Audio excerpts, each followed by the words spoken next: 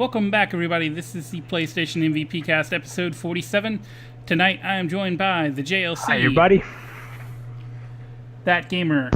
Hello. The One Writer. Disagree. What?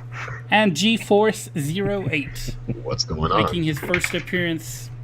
We'll see if we have to call a sub or change a picture or something like that. We'll have to see.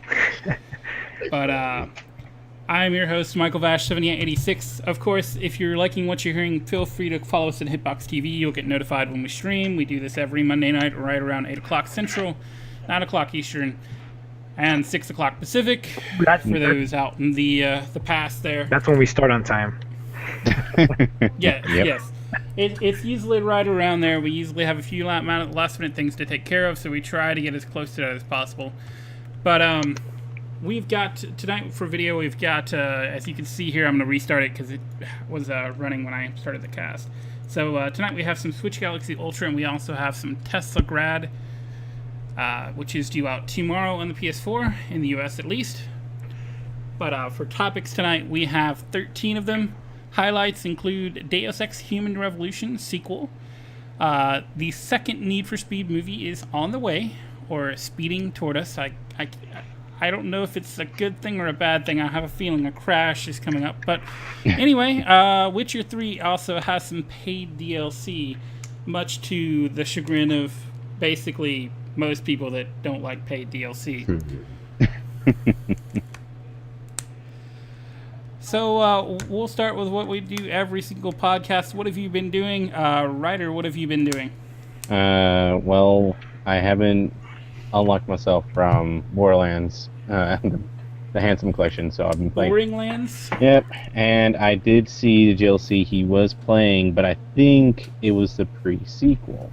Yeah, I've been playing a pre-sequel right now. Yeah. Okay, you do realize you're supposed to play the sequel before the pre-sequel, Yeah, right? this is like the Star Wars. You have to watch the second one, and then you watch the ones that came prior. There are no ones that came prior than the episode 4. I don't know what you're talking about. I stand corrected. Then, outside of that,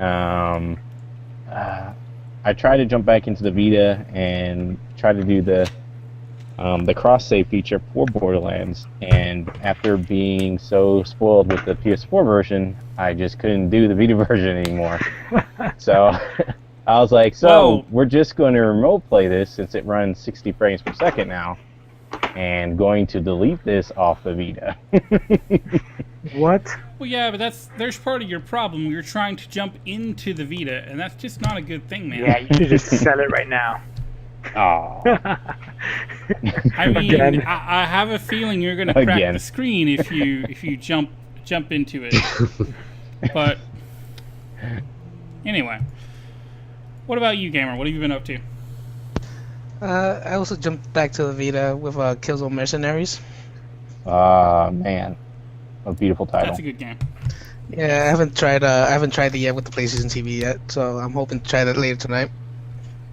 That's what I've been mostly playing it on actually. Is I wish they would do a little bit different for the DualShock 4. Like I wish they'd patch that in, but you know, it's cool from what I've played so far. And I've also been playing some GTA Online. Oh, I thought you was about to say Destiny again. No, I have to ridicule him. You shake your head every time you say Destiny. I told him now this week. This week I only played once. All right. Oh, Once. That's okay. good. Well, I guess that's acceptable. 48 hours straight. Yep. Yeah. He didn't mention the one time lasted 5 days. What about you, JLC? I actually started playing Borderlands the pre-sequel again, so having fun with that. Probably play Borderlands 2 later on. But like you guys are saying, you should play Borderlands 2 first. Well, I already did on PS3, remember? So. Okay, fair enough. Fair enough. We were just making sure. Some people come along, they're like, I don't know what to play first. It says pre-sequel, so I guess I'll play that. But the thing is, the pre-sequel spoils like half the second game, Yes, so you kind of have to play the other one first. Yeah, I've noticed that. Almost everything I do, it's hinting and talking about the second game. So, but it's all right. I already played it, and it's pretty fun. I've been enjoying it a lot. Yeah, there's some cool stuff there. What about you, G-Force? What have you been up to? What have I been up to? I have been working a lot. That's what I've been up to. I haven't really had that I much know that time. feeling. Yeah, I really haven't had that much time to play games, but the few minutes that I get in to play games over the past week, I've been actually playing some Monster Bag on the Vita, which Yeah. kind of came out of nowhere. Like they had the drop on last week Sunday saying, "Oh, hey, Monster Bag is coming to the Vita this Tuesday," and it was free on PS Plus. So I downloaded it, and it's actually pretty fun. It's pretty entertaining for those short bursts since I've been like working all week on the slave ship over there. So Yeah, I think you were in party chat talking about it, and I think you were probably thinking, oh, well, family-friendly game, blah, blah, blah, and yeah, it definitely didn't really wasn't. sound like it, did it? I mean, people are getting speared through the heart and limbs getting torn off, and yeah, it's not very family friendly, but it's still pretty entertaining. Yeah, I didn't really know what to expect from that one. I haven't had the chance to mess with it yet. Yeah. It sounds like it'd be pretty crazy. It's pretty unique. I like the art style, and it actually has a pretty decent story. I mean, it's there's no audio or there's no whatchamacallit, like Voice acting? yeah, voice acting. There's no written story as far as being able to see any text or hear people talk, but you can see just through the actions that you do in the game and the Kinda know what's going progress panel by panel. Yeah, you can follow the story, and it has a fairly deep story, if you want to call it that. It goes on a little deeper tone than I expected, so the game just kind of came out of nowhere and kind of surprised me that way. Might have I to, can just see the story panel now. You see their cold, dead eyes and stabbed him through the heart. I'll probably have to give it a try. I already, with the Killzone Mercenary, I already played that all the way through, so that Right. push and pull style is kind of like kind of unnecessary for me. But I'll try that Monster Bag now. Probably this week. Yeah, the I'll have to give it a shot as well here. The it sounds like it could be entertaining. Just haven't, like I said, haven't had the chance. But for me, it has been a decent bit of work. The I've also tried to get into some let's see what I've been playing. I picked up Switch Galaxy Ultra while it was on sale, so I started messing around with that a little bit. I have played a little bit of Tower of Guns, but not much. Some people, like, I've heard reactions to that game very basically from like, I hate it, it's terrible, why did I download this, to it's pretty cool, you know. I really like what they're doing. It's very old school. I like the focus and like, it just seems to be like people are all over the place on the game. So it looks like something you'll have to really check out for yourself. But What is it? You? go ahead. I think you also said that you were trying over the week a particular alpha. Unless you're. Oh yes, Rainbow Six Siege. I did get to play a little bit of that. I kept meaning to stream it, but at the same time, like, I really wasn't having that many people talk a lot in game. So it was like I had one or two, but like not really much in the way of communication. And I'm like, why in the world would I, when I try to stream this, when these people were just gonna do all this crazy stuff? So I'm like, whatever. I guess I'll wait for the beta when hopefully we can get it on, PS4, and I can get some people actually communicating and stuff. I mean, like, I had one lobby where people were actually talking, but the match wouldn't launch, and so I had to drop from that lobby. Yeah. That kind of sucks. And so by the time, the next match I joined, of course, just like nobody talking. But for the most part, the game seems to run fairly well. It is an alpha, so I had a typical bugs of crash, and I don't think there's an exit button at the moment on PC, so you have to basically alt tab out and kill it to get out of it at the moment. They don't want you to stop playing, I guess. But yeah, overall, I've liked what I've seen so far. I'm very curious to see the other game modes and some of the other maps and stuff like that. I also have Killing Floor 2 to start checking out. I need to try to get some of that streamed because that's, again, on PC, but it'll at least give you guys a better idea of what that game kind of is and what it's kind of doing compared to the first game. That's what I'll be very interested in seeing, because the first game was really cool, actually. So I'm going to be curious to see how it turns out with 2. And I think that one. I think they were saying. Isn't that one also coming to PS4? Yeah, that's why I'm talking about it. Okay. This is the PlayStation podcast, right? That's typically the way things work. That's why I was talking about Rainbow Six. But let's go straight into. We're gonna do stuff a little bit differently tonight. We felt like we were reading a whole lot of text at some points, so we're gonna try to do something a little differently and see how it goes. If it crashes and burns, it's Ryder's fault. So What? Whatever. Send him your hate mail. Yep.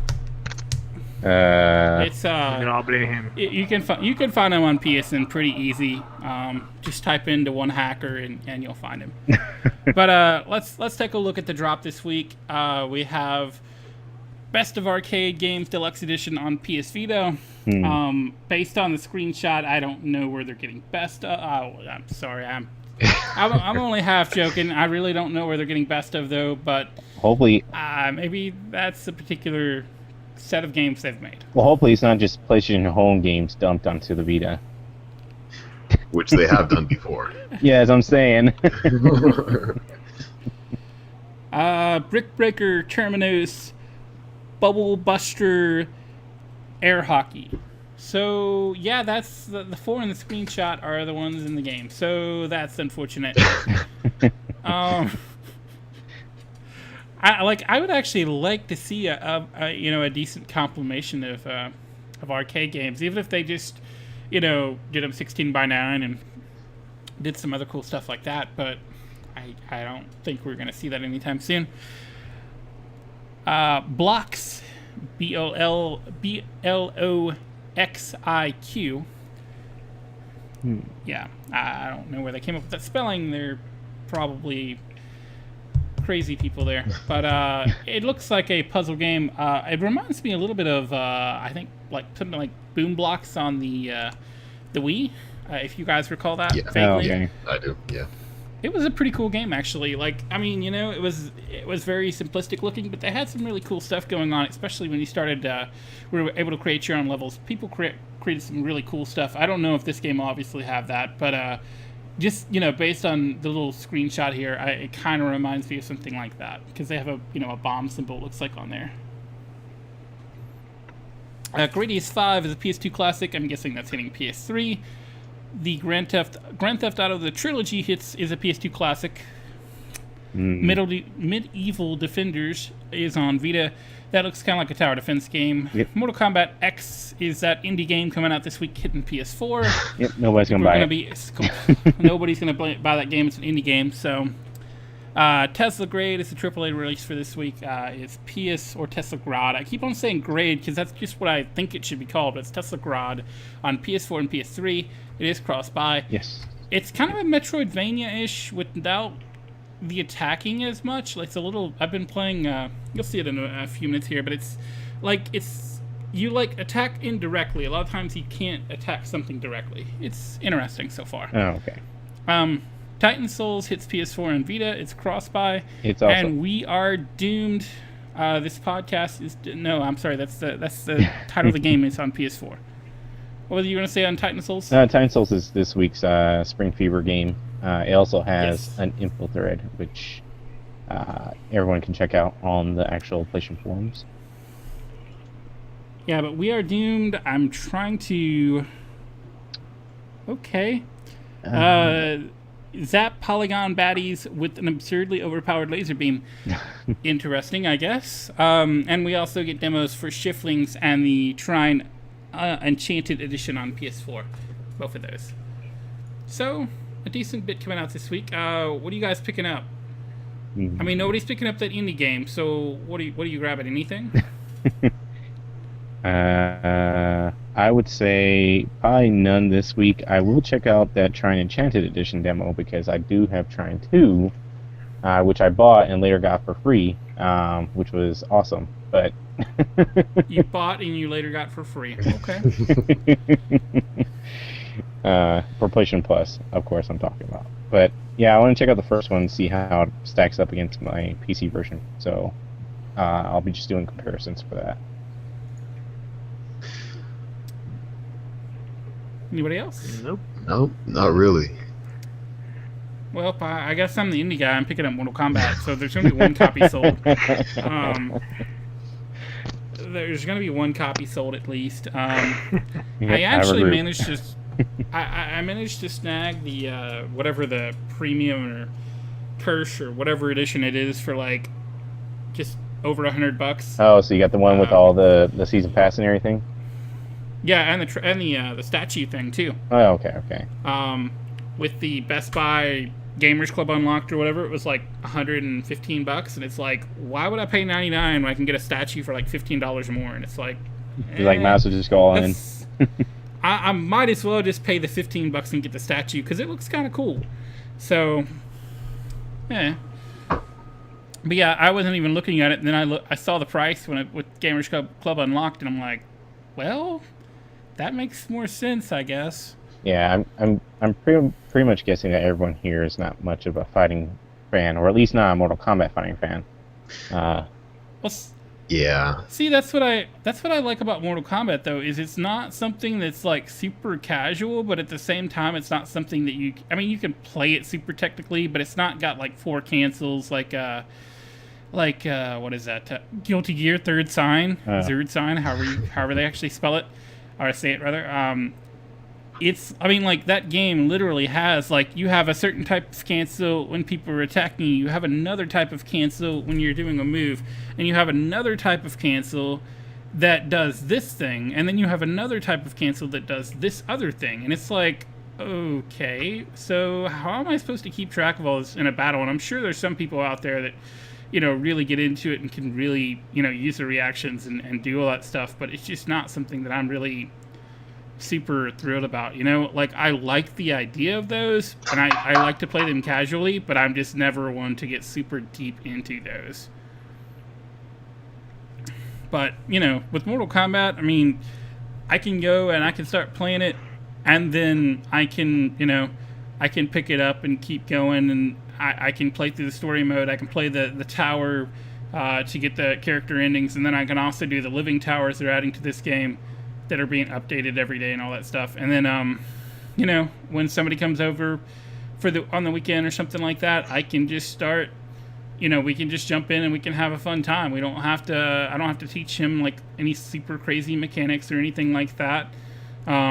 They even have the easy fatalities you can unlock, which are kind of nice in case there's one that's you really like, but it's giving you a bit of trouble or something. So, I don't know. I'm really liking what I'm seeing. I've kind of been on a bit of a media blackout on the game. Like, I don't know the entire roster. I've seen it now with the PlayStation Underground Video 2 or whatever, but I still, I didn't look too closely at who was there because I just don't want to know.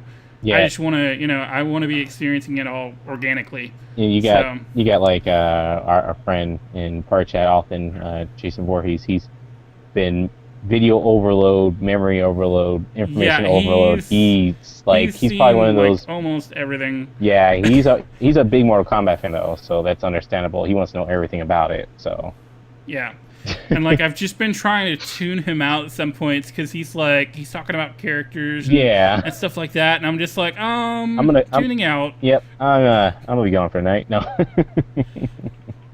almost, but yeah, I haven't had a whole lot of it spoiled. I don't even know the entire character roster, so I'm glad I've stuck with that because I feel like it's going to be a much fresher experience. Some people really get into knowing all the nitty-gritty details, but I'm just not. I generally am not one of those people. Witcher 3, I've watched the first 15 minutes from the IGN first look or whatever, and that's probably all I really do up before, release. I probably will not check out anything else. I might glance at some reviews, summaries, and stuff like that, but that'll be it. Then again, I expect that game to be really, really good. Yeah, it looks good. I actually like the Mortal Kombat games, but I just got Borderlands, and I don't know, I'm busy right now. I got Super you. busy. I got you. I got you. did convince him to grab that game last week, so he probably just wants to enjoy Borderlands right now. Yeah, but I'll get it I got you. eventually. Yeah. All right, so we're gonna come back to Ever Played It. We didn't want to do this last week because we just had so many lists to go through with the beginning of the month, but we did want to get back to this because somebody has suggested we do it.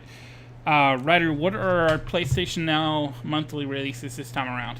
These are being added to the subscription for April. Yes. So the PlayStation Now monthly releases for the subscription part of the service for April are Uncharted 3, Drake's Deception, Super Stardust HD, Hustle Kings, Ninja Gaiden Sigma, and Dead or Alive 5 Ultimate. It's pretty much just 5 games that were added. But have you guys ever played them on PS3? And would any of you guys be interested in the releases on PlayStation Now with these ones that came out? I have played a bit of Dead or Alive 5, and I have played some Ninja Gaiden, and I have played some Uncharted and Super Stardust. So yes, I have. You're like, I played all of them except for Hustle Kings. And actually, I probably messed around with that. I just looked over it when I was going through the list here. I actually think I've briefly messed with that. I just didn't get super into it because I think that was maybe free at one point or another. Yeah. I'm almost positive it was a PS Plus game at one point. I think it was one of the first PS Plus games, actually. Yeah. That's what I'm kind of leaning toward. It was very early in the process. I know that. Yeah. But yeah, I mean, like, there's some good stuff there. Uncharted 3, obviously. Super Stardust. Then again, honestly, if you're really wanting to play Super Stardust, you why get the not just PS4 buy one. the PS4. Yeah, I don't know. Oh. I don't understand that. And then the strange thing about it is the Ninja Gaiden Sigma, we were actually giving that for free on if you had a Vita. Sorry, if you had a Vita, you can get that one. They gave that one for free. And then Dead or Alive, Right. Dead or Alive 5 Ultimate, you could technically get that for free on PS4. The Core Fighters. Yeah, it's they have a free model, and if you want the extra characters, like a la what was that one game on Xbox One? Yeah, very similar where you can buy the characters if you want, but you can actually get the core game for free.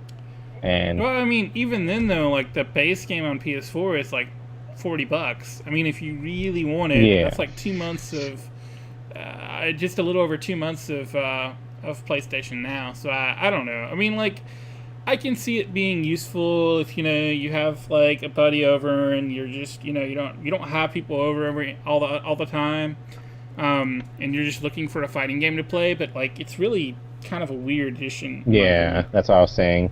And then Uncharted 3 Drake's Deception, that was given for free one time for PlayStation Plus owners. Yeah. And and I also have it. I have a regular copy from a PS3, so I don't know. This I would say this week's kind of a bust. If I were even remotely interested in PlayStation Now to use, I don't know, outside of maybe playing Hustle Kings, which I never did, but I think there is actually a pool game on PS4, so I don't know why I would even bother with that. Right. Yeah, I'm blanking on what it is, but I believe it is. I believe there is. Yeah, I don't remember what the title was. Yeah, and I believe Pool FX is now free on the Xbox One or something like that currently, or at least it was. I haven't checked in the past week or so, but yeah, I mean, like, I don't know. I feel like there's some cool stuff on PlayStation Now, but it's kind of like you gotta pick and choose, and you really gotta look at the subscription service in particular, to see if it's gonna be worth it. Yeah. And then just an additional thing, which is not part of this week's podcast, is like there's a possibility that the Uncharted 3 Drake's Deception might be possible to be played on PS4 without PlayStation Now in the future. But that's just a rumor right now. Yeah. Despite like the PlayStation blog accidentally leaking at one time and other factors have come up this week. But we won't talk about that. 95% sure that's we won't say anything until it's all like confirmed. So. Well, wait, The Last Guardian? No. Yes. Dry those tears. Last That's Guardian. never coming. JLC, the secret is okay. I'm breaking this news down live, guys. The secret is Last Guardian releases tomorrow. Go get ready. I knew it. Go it's only going to be available to the first 1,000 people. So you better start hitting that F5 button right around when the PlayStation Store. And they're only doing it for beta testing purposes to make sure it works, and then you have to wait 5 more years for it to come out. Yeah, and you have to pray that your DNS servers update properly. And you also you only get to play the game 30 minutes for the beta test. So be ready is all I'm saying. All right, so let's talk about a game that was finally revealed. There was all kind of teasers hints everywhere and leaks and all this stuff going on late last week, and then they finally went ahead and revealed it. And that is Deus Ex. Ryder, what's going on with that? So Deus Ex Mankind Divided was announced. It will be PS4 only. Of course, I'm talking about the other platforms as well, Xbox One and PC. You can also get it. But there is no release date currently. It is set in 2029, 2 years after the events of Human Revolution, and you will be playing as Adam Jensen, who will be part of a task force to hunt and capture augmented terrorists, quote-unquote terrorists. The developers, they said they won't alienate those who skipped Human Revolution, and that the boss problems won't be repeated, which means they won't be outsourced this time around. Hopefully. Good. But are you guys excited for Mankind Divided? And anyone here? Maybe Deus Ex fans? Yeah. I am. Yeah. I really liked the last game, actually. It was great to see something like that come back. I mean, it wasn't quite as... some people probably said it wasn't quite as robust as the previous Deus Ex games, but I mean, really, I just really liked how many options they gave you. Yeah, they gave you all kinds of freedom to approach anything.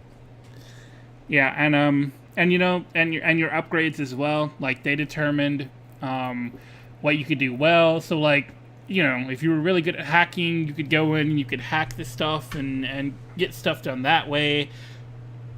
Or you could go in, you can do something else. You could stealth through an area. You could go in guns ablaze.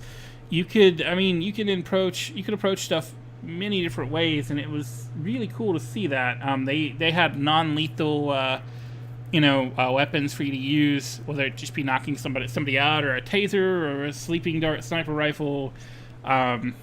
They really gave you some options. I just remember one time where I was going through, it was a later area of the game, but I was going through and there was just random computer terminal in a room off by itself, and so I went in there, and all of a sudden there were also these I want to say they were turrets, or they were bots or something that would attack you. So I hacked the terminal and I hacked the bot, and all of a sudden on the bottom of my screen I just see enemy killed, enemy killed, enemy killed, enemy killed, enemy killed, because the bot was in the next room and just took out the entire room.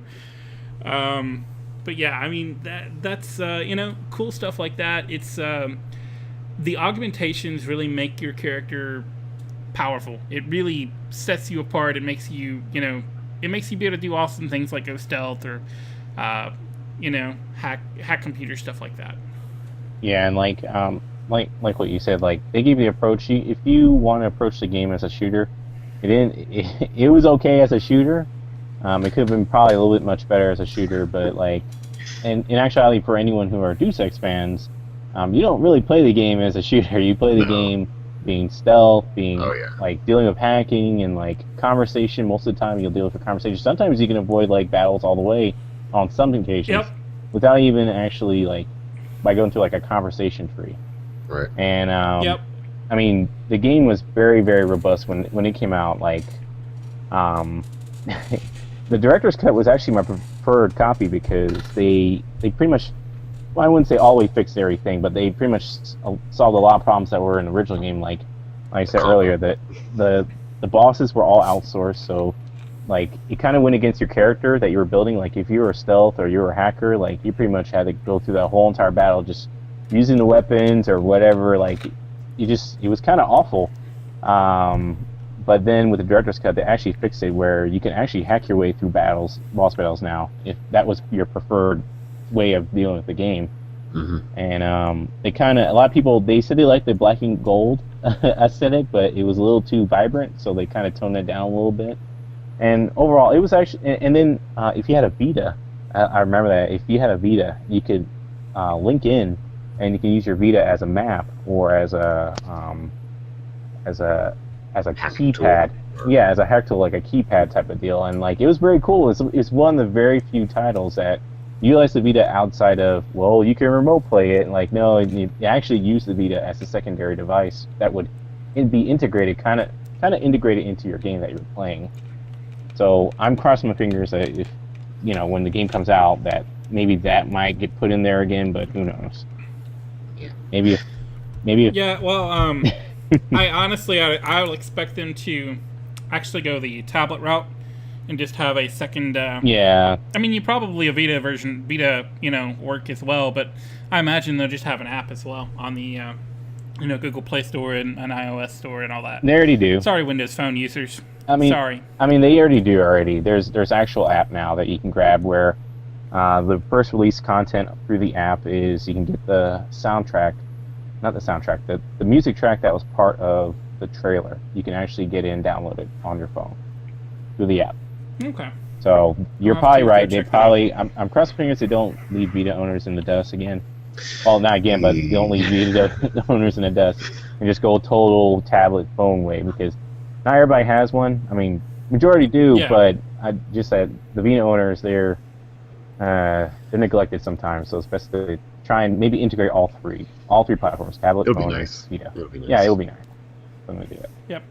We can hope. But yeah, the it will be interesting to see what they do for the boss battles this time around. Yep. Because I think it's kind of a fine line they have to cross. Because on one point, I didn't play it exactly like a shooter, but I mean I did play it a bit more actiony than stealthy. Like I did use stealth in certain circumstances, and I did use hacking and all that kind of stuff. I just wasn't super into any one of the trees. So for me, like I didn't mind the boss fights, but I can totally see if somebody was trying to go through the entire game, not getting seen, not killing anybody. Yeah, that was me. Etc. That it would be, yeah. I can see how the boss fights would be kind of counterintuitive by that point. But I just remember, what was it? You were coming out of some apartment, and then just waves and waves of enemies just started coming at you, and it's just like, oh my gosh! I had to, I think at that point I just started to have to throw gas grenades just to get out of there because there were just so many enemies. It was ridiculous. Yeah, if I had the resort to like get an enemy down, it was either non-lethal or it was through a trank so that they can wake up later. I tried my best not to hurt anybody. That's just my play style. If I wasn't able to sneak or hack, I went the alternative way. No blood was spilled ever. No blood was spilled ever when I was playing.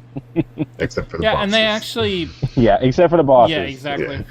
Yeah, exactly. And they actually, they actually commented on that throughout the game and stuff like that. Like, I know, like the first mission, it's like you killed a whole bunch of people doing this, or if you got out alive, it's like I think he said something like, "Oh, and you didn't even kill anybody." Wow. Yeah. Or something like that. I mean, and they react to it, and it changes the way people perceive you somewhat. Yeah. But I mean, I know, the first mission, it ends. Not really spoilers, because it's the first mission, people. Come on. It ends with a big choice, and you can actually talk somebody. You can talk somebody into letting a character live, or if you push the wrong buttons, they might die. Yeah. Or, I think you can even kill the character that is trying to hold the character hostage, and if you don't, or you do, it'll later affect what some of your options later on. Yeah. Because I remember that character came back in my game, and I was able to,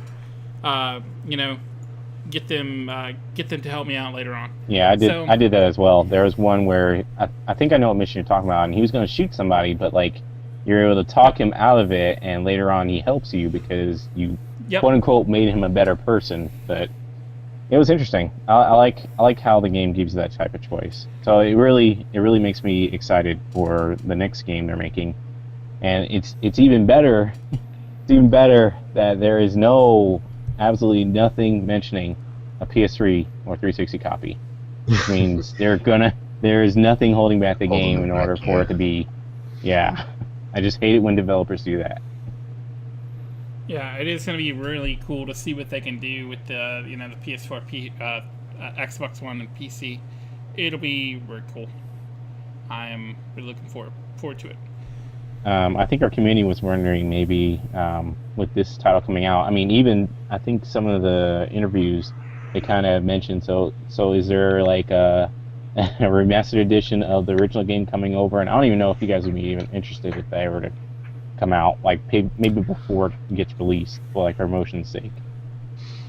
I really wouldn't. I mean, I played the first release on PS3, and then they had the second one that came out, and I mean, I didn't even want to play that one. It's not. I mean, the game is great. I loved playing the first one, but for a remaster, I really don't think I would go through it again. I just want to play the second one whenever it comes out.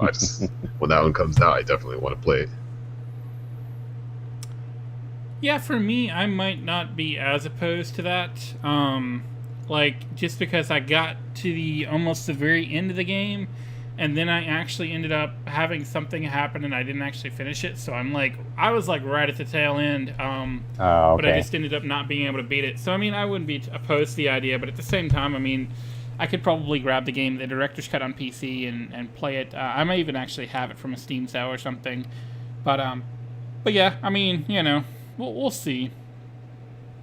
It would be interesting to say the least, but I feel like the game's, even I think the Director's Cut even came out to PS3 and 360. So yeah. I mean, if you really wanted to play it, you can find it for cheap now. It's not like it's super expensive or something like that. I mean, who knows? But maybe it'll jump on PlayStation Now. I think it is, isn't it? Now the regular version, not the Director's Cut, but isn't the regular version on PlayStation Now? I probably, but I don't know for sure. I don't look at the list that often. Well, I mean, even then, if it was, you'd be better off just buying a copy from like GameStop or something, Amazon, whatever. Because I mean, it's just the prices in that game has come down so much, just because it's been around so long. But what was I gonna say? I had something. I was gonna say what would be really cool is if they actually did see me, remash a little remastering on the director's cut and included it with the game. That'd be awesome. But I doubt that's gonna happen. They're not gonna give you that much of a deal. Especially if it's being published by Square Enix. Yep, they're gonna make sure. Which makes me wonder. Maybe they will be a remastered one, and they'll say, maybe. This is the director's cut plus version, and. Final Fantasy 10. As long as they make Just Cause 3 as awesome as Just Cause 2, I will allow it. I'm actually. All right, so go ahead. I'll say I'm actually going through PlayStation Now on the Vita right now just to check to see if it was on there, but yeah, I don't see it. Okay. We're making stuff up now. Wow. G-Force joins the podcast and we start making stuff up. Great. I mean, we break the news that Last Guardian's hitting tomorrow, and then we make up stuff about PlayStation Now. I mean, come on. Serious stuff here, people. Alright, so Call of Duty Black Ops, Ryder, has this been delayed? No, but it was announced for Call of Duty Black Ops 3. Activision. Oh, so you're saying it could be delayed? Okay, maybe. Gotcha. This isn't EA though, but Activision did post on their blog that Call of Duty Black Ops 3 from Treyarch is coming this year. The big gameplay reveal will be coming on Sunday, April 26th, and Activision CEO Eric Hirschberg. He said this fall's game will be Treyarch's first game that will be on the 3-year development cycle they recently had for all their developers for the Call of Duty franchise. So with that in mind, with Sledgehammer's first 3-year development cycle, produced title that was well received, which was Advanced Warfare. Do you guys think that Treyarch will make a better Call of Duty title, since their track record has shown them being the studio after the Infinity Ward fallout, like the studio that did really good titles? What really good titles? I thought Black Ops was good, but I mean, no, I mean, like, let me revert that. I thought Black Ops 2 was really good because I remember I said it was the one where it gave you choices, like, depending upon what you did in the game, gave you a different ending. Like not to spoil anything to anyone who hasn't played it, which I highly doubt.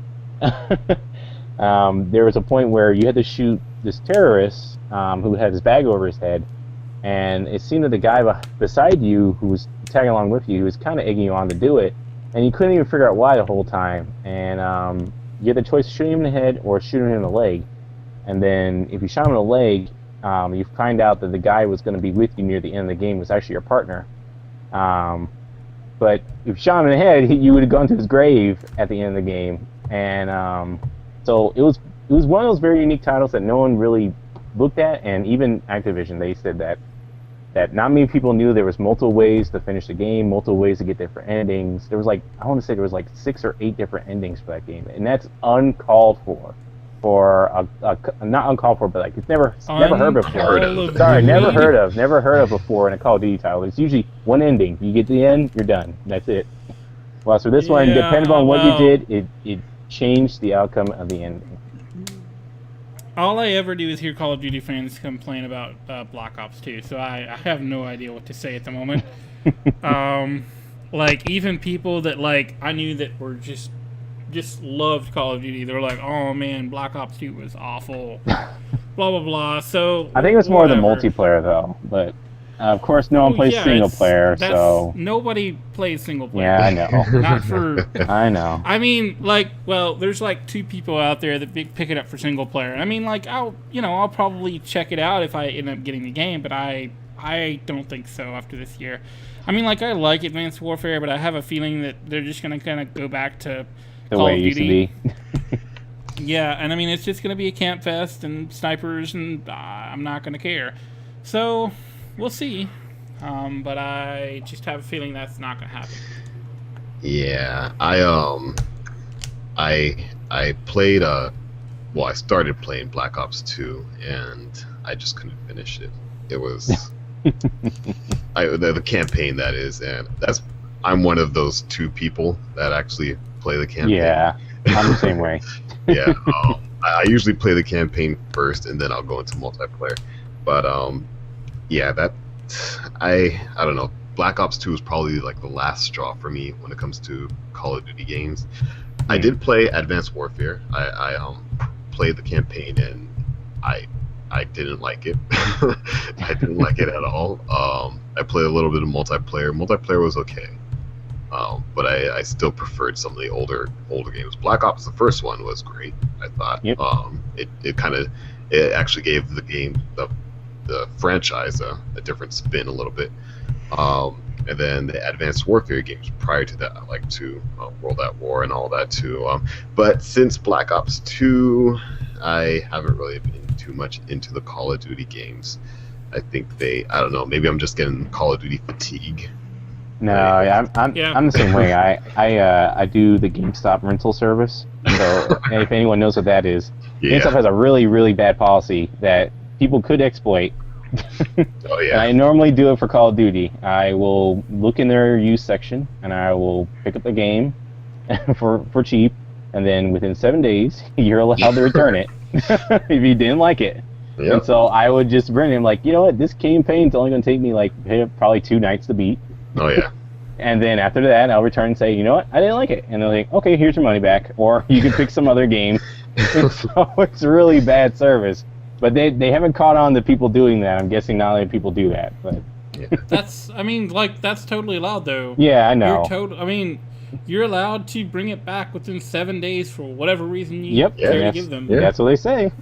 Actually, when I used to work at GameStop, I used to tell people, hey, you know what? Play the game for 7 days, and if you don't like it, bring it back. So Yeah, I mean, people do it all the time. I used to do it. So when I used to actually shop at GameStop, but yeah, that's a different story. Yeah, I tend to spread my purchases everywhere now, so I just look at and see whatever I end up finding the best deal on. So Yep, that's what I I go agree. with. That's true. Yeah.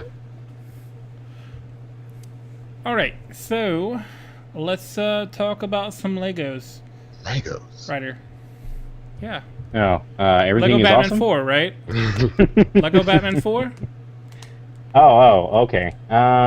Is that what we got? No. But we'll talk Oh. about some Lego Dimensions. Lego Dimensions was announced. It launches this September, and it's been told it's very Disney Infinity Skylanders like. It'll be headed up by Warner Brothers, Telltale Games, and of course the Lego Group. And it is again called Lego Dimensions. It will be launching on September 27th, and the first starter pack will be, of course, the most expensive one, $99, well, $100 in total. It will be entering the Toys to Life genre for the Lego series, and you'll be receiving a Lego toy pad. So I guess it's very similar to the Skylanders thing, which allows you to put the Lego minifigures and other objects into the game.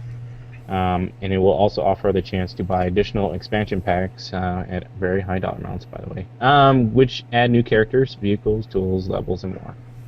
But what do you guys think of Lego Dimensions? Does this ordeal seem like a good fit for the Lego franchise? And is this going to be the future for all Lego titles from now on, especially the movie title ones that are currently announced, besides being the last one? Movie titled ones. Yeah. Which That ones like are some those? people are thinking that this is the last. That like this is the start of the Lego franchise, and that the movie title ones like Star Wars and The Hobbit and the Oh, Batman okay. one, Okay, like the licensed ones. yeah, the licensed Okay. ones, like they're thinking that. I don't remember what the last one was. I think it was Batman 3. I think. Batman 3. Yeah. Yeah, I think that's the last licensed one, and then some people are thinking that that was the last one, and then now we're going to be going Skylanders wise. No, I don't think so. I mean, I hope not. they already announced the Avengers Lego game, Marvel Avengers, and they also announced the Jurassic World, which is basically Oh, okay, yeah, that is doing right. all four Jurassic Park movies in Lego form. But I think they'll still do those type of games in addition to the Dimensions games. It'll probably just be like okay. Yeah. a new avenue that they're taking, kind of like I mean, you could still have Disney games or a different type of Disney games, but then you still have Disney Infinity. But Mhm. for me, I think this game will do good.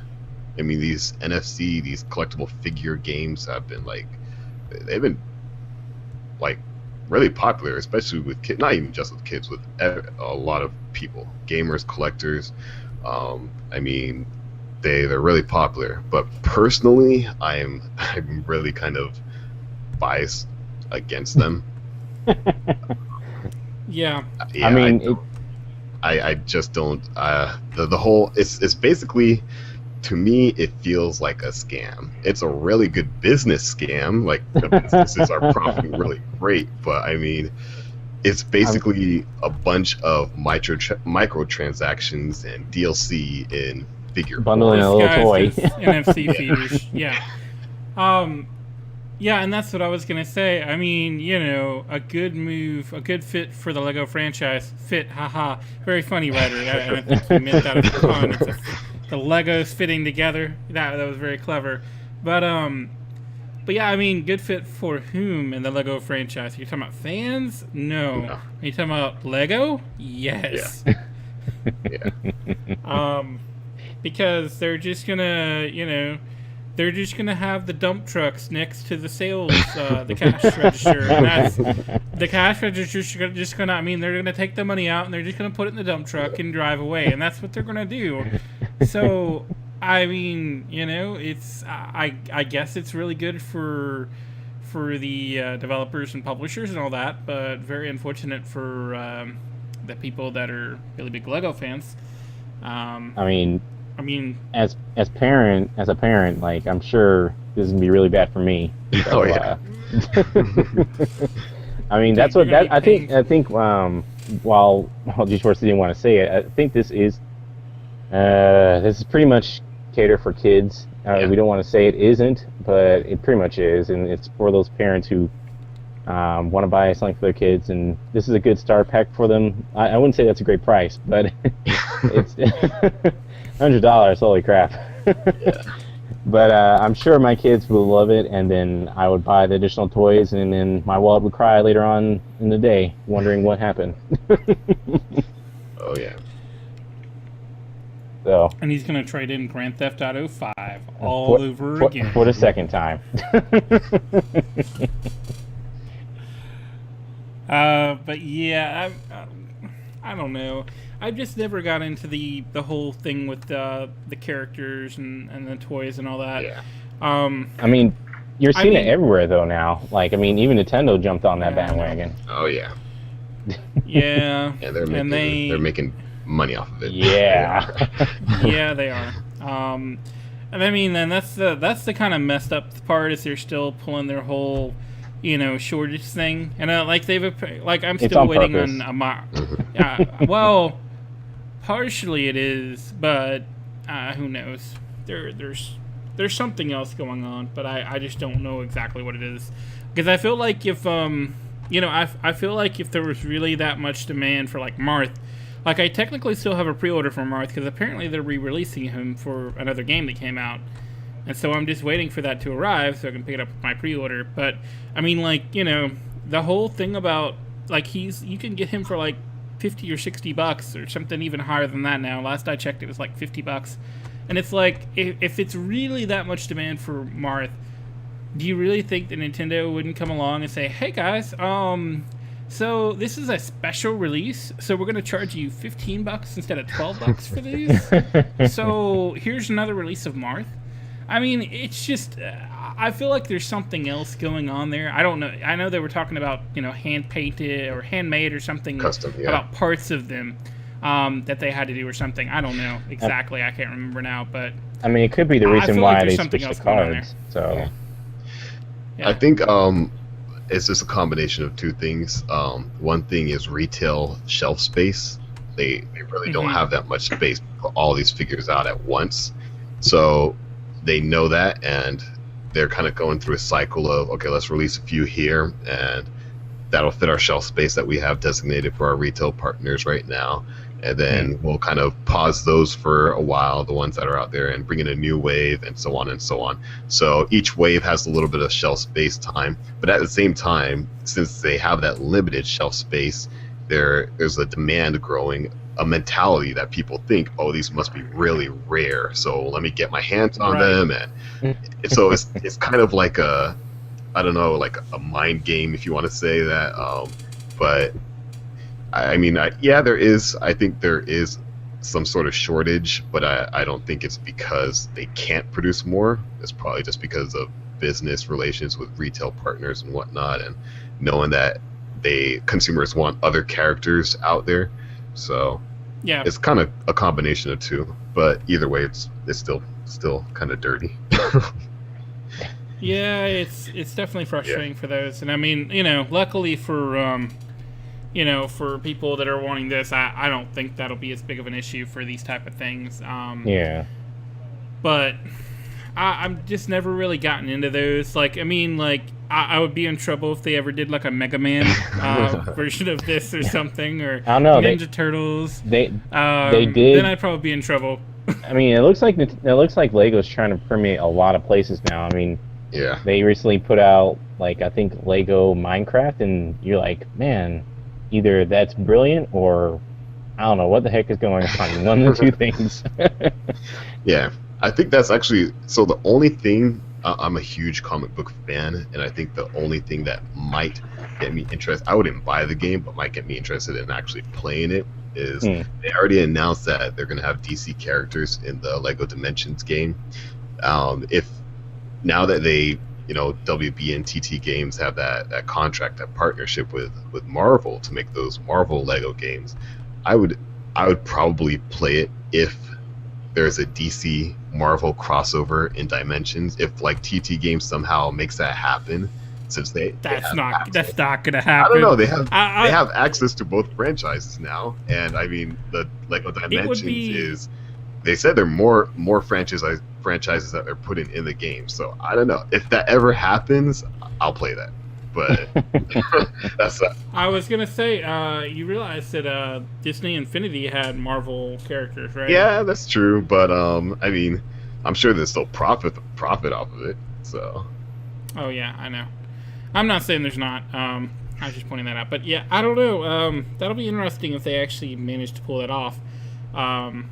I see a lot of red tape there, though. Yeah. But we'll see. one can dream. We'll see. Yep. So, Resident Evil Revelations 2, Ryder. Has this game been delayed? Yes. PlayStation 4? I don't think so, but Resident Evil Revelations 2 on PlayStation Vita has been delayed to summer 2015.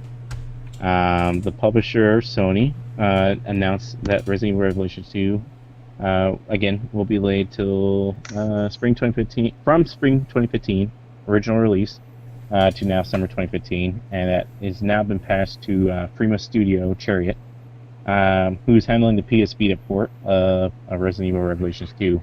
It is also only going to be available digital, and Resident Evil Revelations 2 will contain all 4 episodes as well as all the DLC released so far, excluding the consumables. The online co-op raid mode and the ad hoc modes will most likely come post-launch via an update, they said.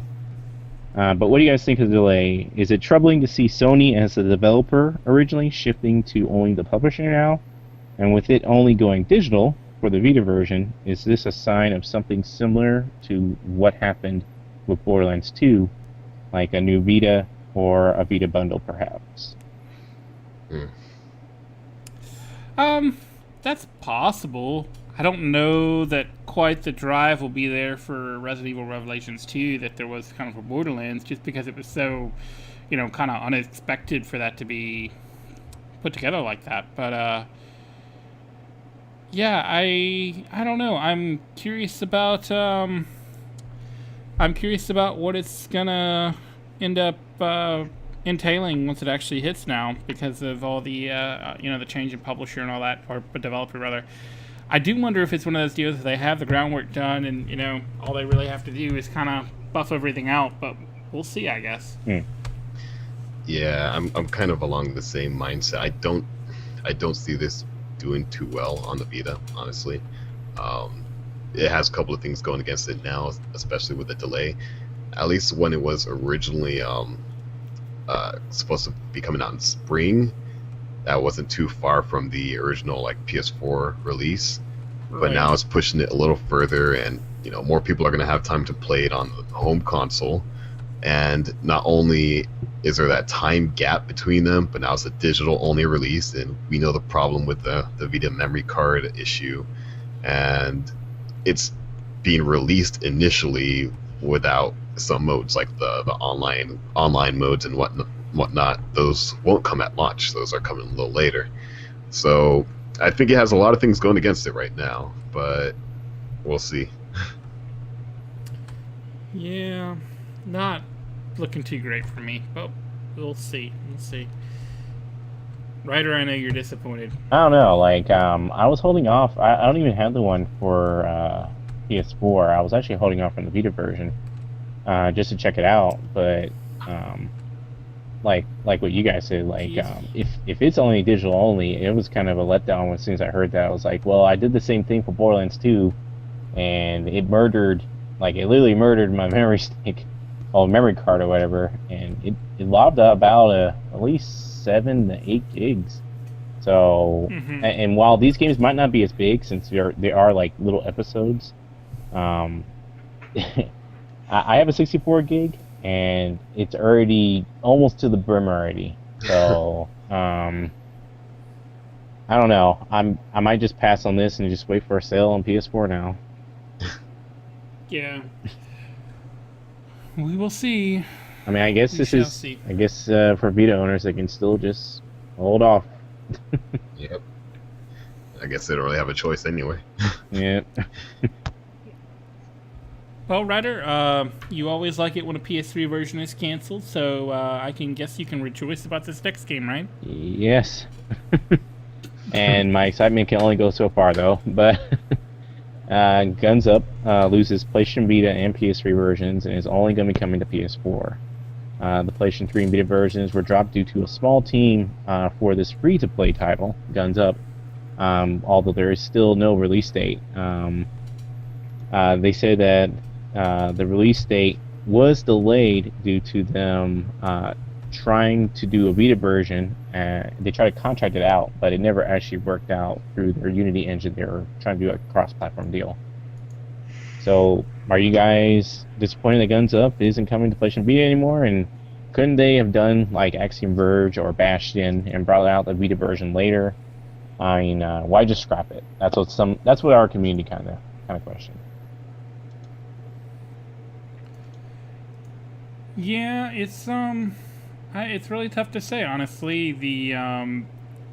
Like you kind of mentioned in the intro there, they're a small team, so I imagine it's just a deal of resources. They just simply, and with the return on investment, especially for Vita, it's a tough call. I mean, I've said this before, and I'm sure people don't like hearing it, but I mean, it's a really tough call looking at developing for Vita right now without some help from Sony, just because there's so, the player base just simply isn't there like it is for PS4 or PS3 for that matter. But, it looks, I just glanced at some gameplay in a minute, third person or top-down kind of shooter-ish title, and it looks kind of cool, but we'll have to see if it ends up having a good free-to-play model. That's going to be their real big key. Yeah. And launching a free-to-play model, or free-to-play game rather, in and of itself can be very demanding, because you have to have the gameplay good, and you have to, your model has to be really good. We saw what it did, what Warface did to Crytek. I still contend that's basically what kind of killed the company.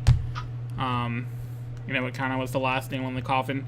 So, I really feel like this is going to be one of those where they really have to concentrate on the PS4 version and make sure that game is exactly what they want. And once it hits PS4, they could potentially look at doing some other stuff with the PS Vita and PS3 version or something like that.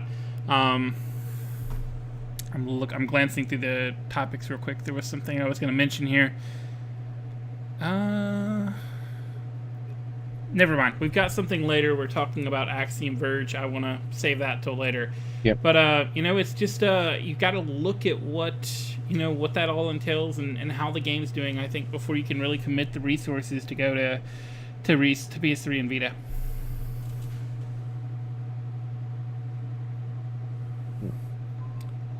So, let's talk about VR, Ryder. So Xbox is really liking VR, huh?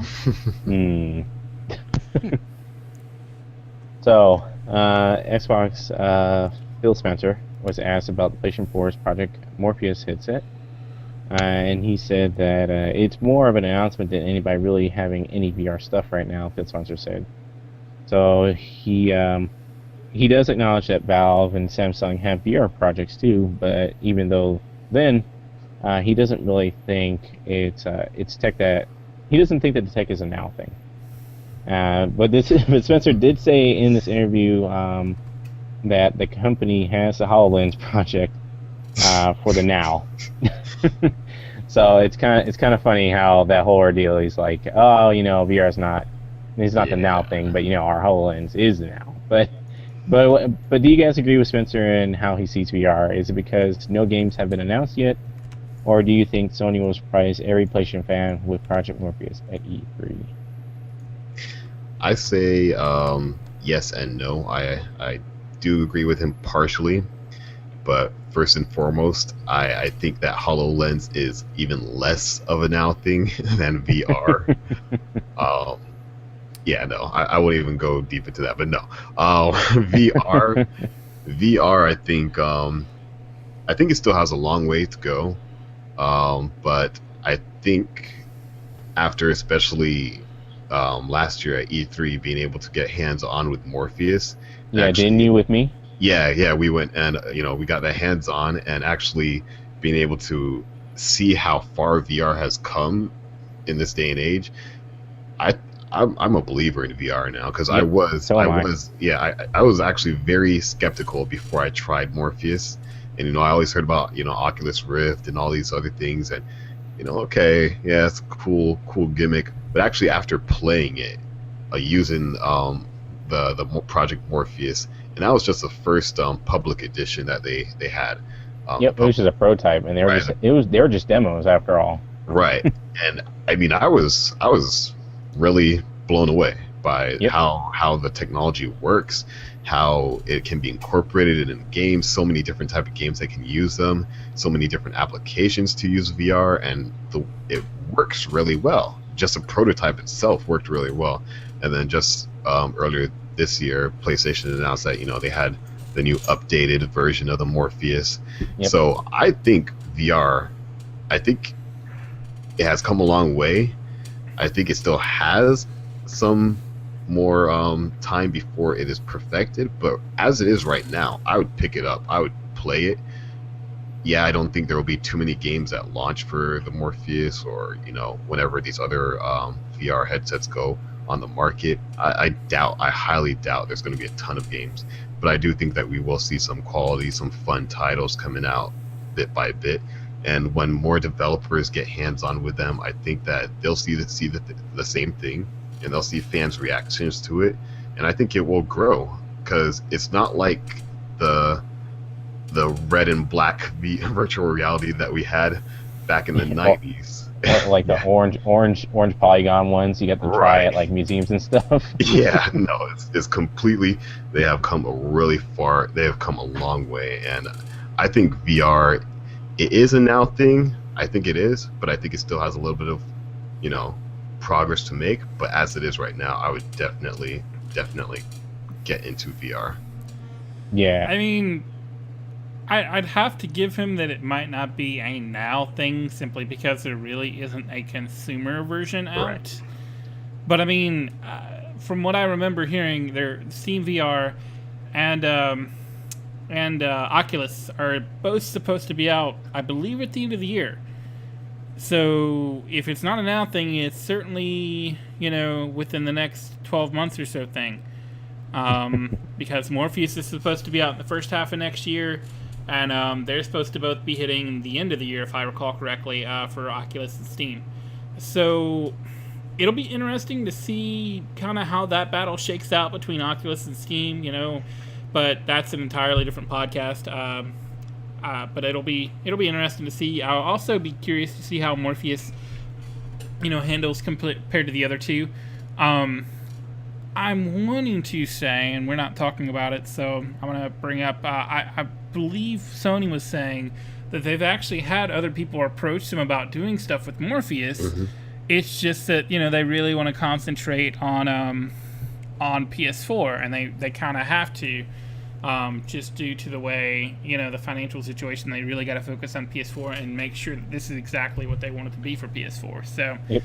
HoloLens is an interesting idea, but just glancing back at it, reminding myself what it is, it sounds an awful lot like Google Glasses. Oh, yeah. And let me just tell you, Google Glasses they've been ceased production on those for a little while now. So yeah. Now, granted, Google has always wanted to try something different, so who knows whether that,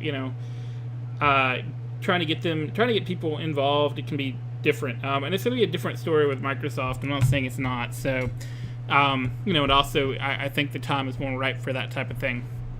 But, I mean, every day we're seeing something come out where it's different, I was reading a press release for a game, I think it was right around March 30th or 31st, and I was like, wait a second, are some of these April Fool's jokes? Because they were talking about, they were talking about this add-on, or this peripheral you could get to actually, control the game with your mind. It's supposed to, I forget what it's called, emotive something, But there's actually apparently something that's supposed to be able to help. That's supposed to be able to read your brainwaves, and you could theoretically communicate simple commands. I have no idea how it works because when I saw the price, I'm just like, no, that's not worth it. Because I don't know any other game that uses it yet. But something else that actually just came out for PC in particular is the SteelSeries Sentry, and that is that's an eye tracking tool for your PC, and it is specifically designed for games. And there's a couple of games out now that they're using that, and I imagine more will be modded, either via the developers themselves or via the community to use that. So I really think the whole immersion type things like that are coming. Track IR has been a head tracking tool for quite a while on PC, but between the VR stuff coming and the eye tracking and all that type of stuff, I expect these all to become much bigger things in the next 12 to 14, 16 months.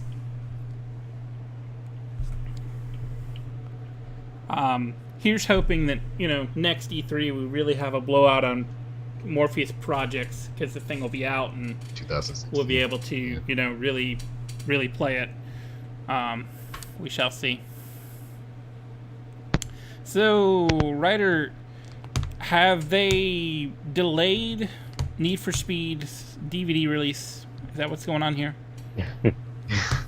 Oh no! Please tell me they have. Oh no! This one. I didn't want to put this on here, but I thought it was a little funny when they were talking all about it.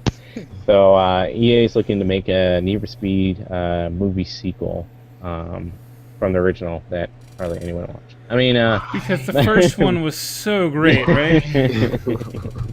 So most of the Need for Speed movie 2, that's not the official title, will be filmed in China with the country's actors taking significant roles.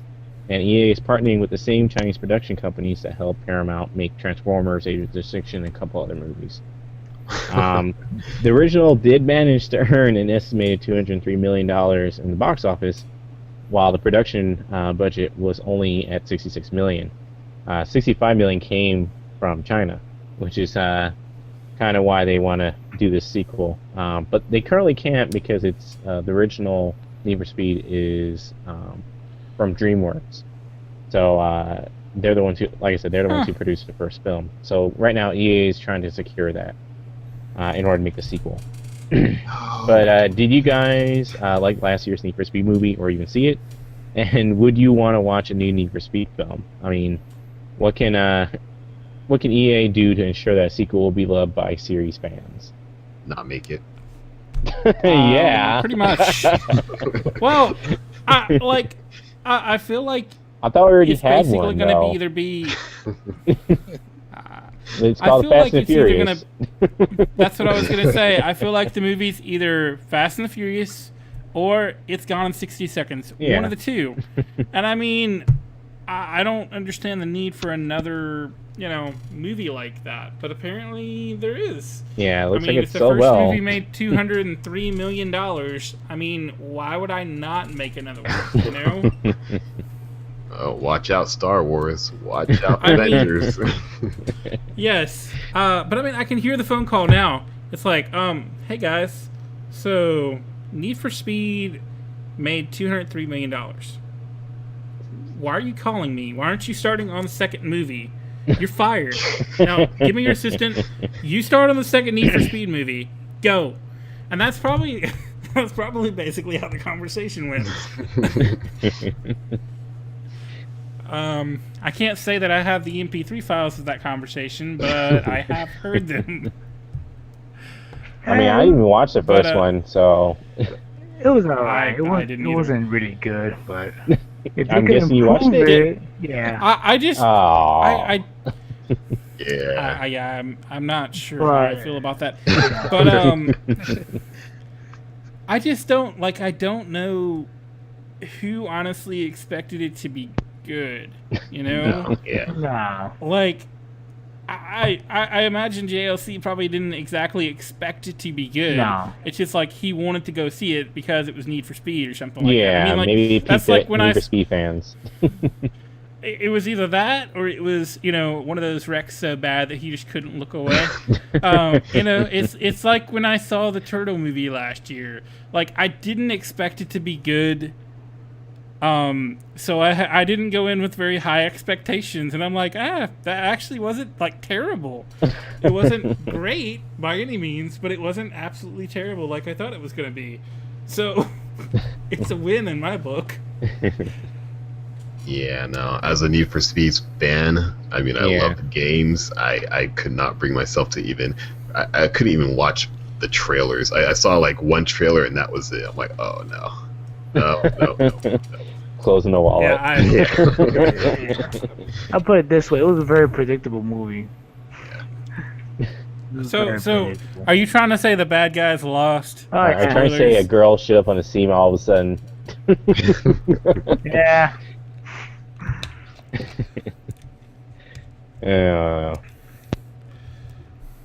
All right, so Tomb Raider, has it been delayed as well, Ryder? No I more. need a new joke. I really do. It needs to be. No more delays. But So Ever. no. Ever. Ryder has confirmed no more delays ever, people. So 2013's Tomb Raider had crossed the 8.5 million copies sold mark, and is currently the #1 selling game of the franchise. Square Enix announced last week that Tomb Raider had again sold 8.5 million copies worldwide, and more than any other title inside the franchise, and that they set first day and first month sales records for the franchise. And for perspective, in total, the Tomb Raider franchise has sold over 40 million copies worldwide.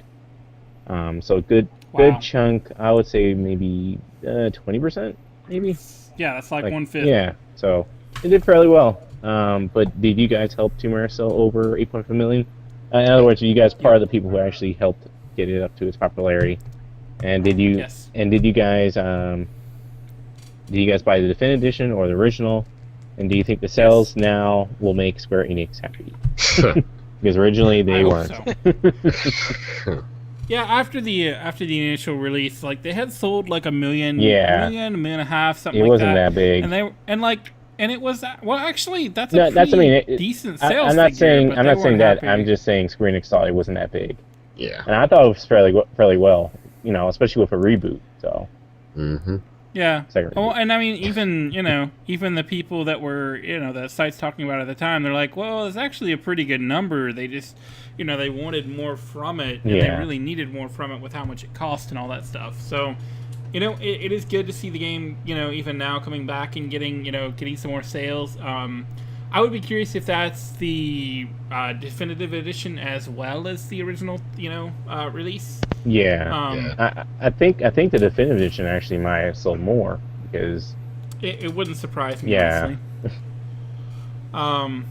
And I mean, like the first game, the first version was really good, but like I think they took everything, that they could, and they really enhanced the definitive edition to make it really look great. I mean, the first game looked really good when I was the original copy, whatever you want to call it. The non-definitive edition. Yeah, it did. It looked good, but I mean, like they just really kind of cleared everything up and made it the definitive edition look great. So I think that really pushed people to it. And it could have been a month where people were kind of starving for games, so it sold really well for next gen owners saying, "Oh, when's the next game? Oh, Tomb Raider, I'm just gonna go grab it." Yeah. Yeah, and that was shortly after launch for both systems as well. So it was, the launch hype's kind of over. I think it was probably the first major release that next year. Yep. So yeah, I can definitely see that. Yeah, I got both copies. I mean, I originally played it on the first one on the PS3, and then I got the definitive edition. So I definitely helped them reach that little 8.5 million mark.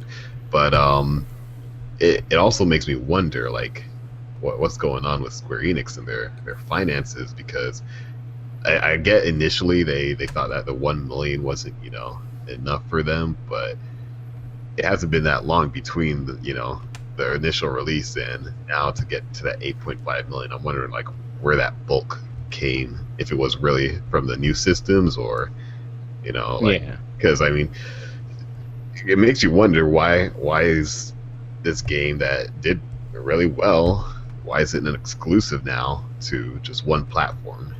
Because there's money, one word money for that. bags. Yeah, but actually, the word for that is money bags. Definitely take a role in that, but the word for it is Uncharted. Uncharted. You think so?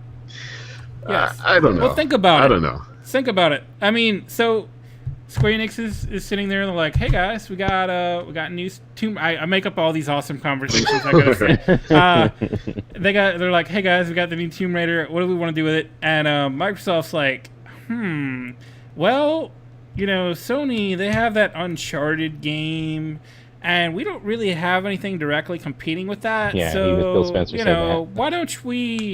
why don't we? Yeah, he basically did come out and say this. Why don't we go ahead and we'll give you guys, Money. whatever, some money, and we can say it's an exclusive for this, and then 6 months after the fact, you guys can release on PS4, and you avoid Uncharted, and everybody's kind of played it by then, and blah blah blah. Like, oh man, that sounds great. So that's the thing, though. And then it kind of backfired when Uncharted Oh, was. we're gonna delay it now. Like, oh crap.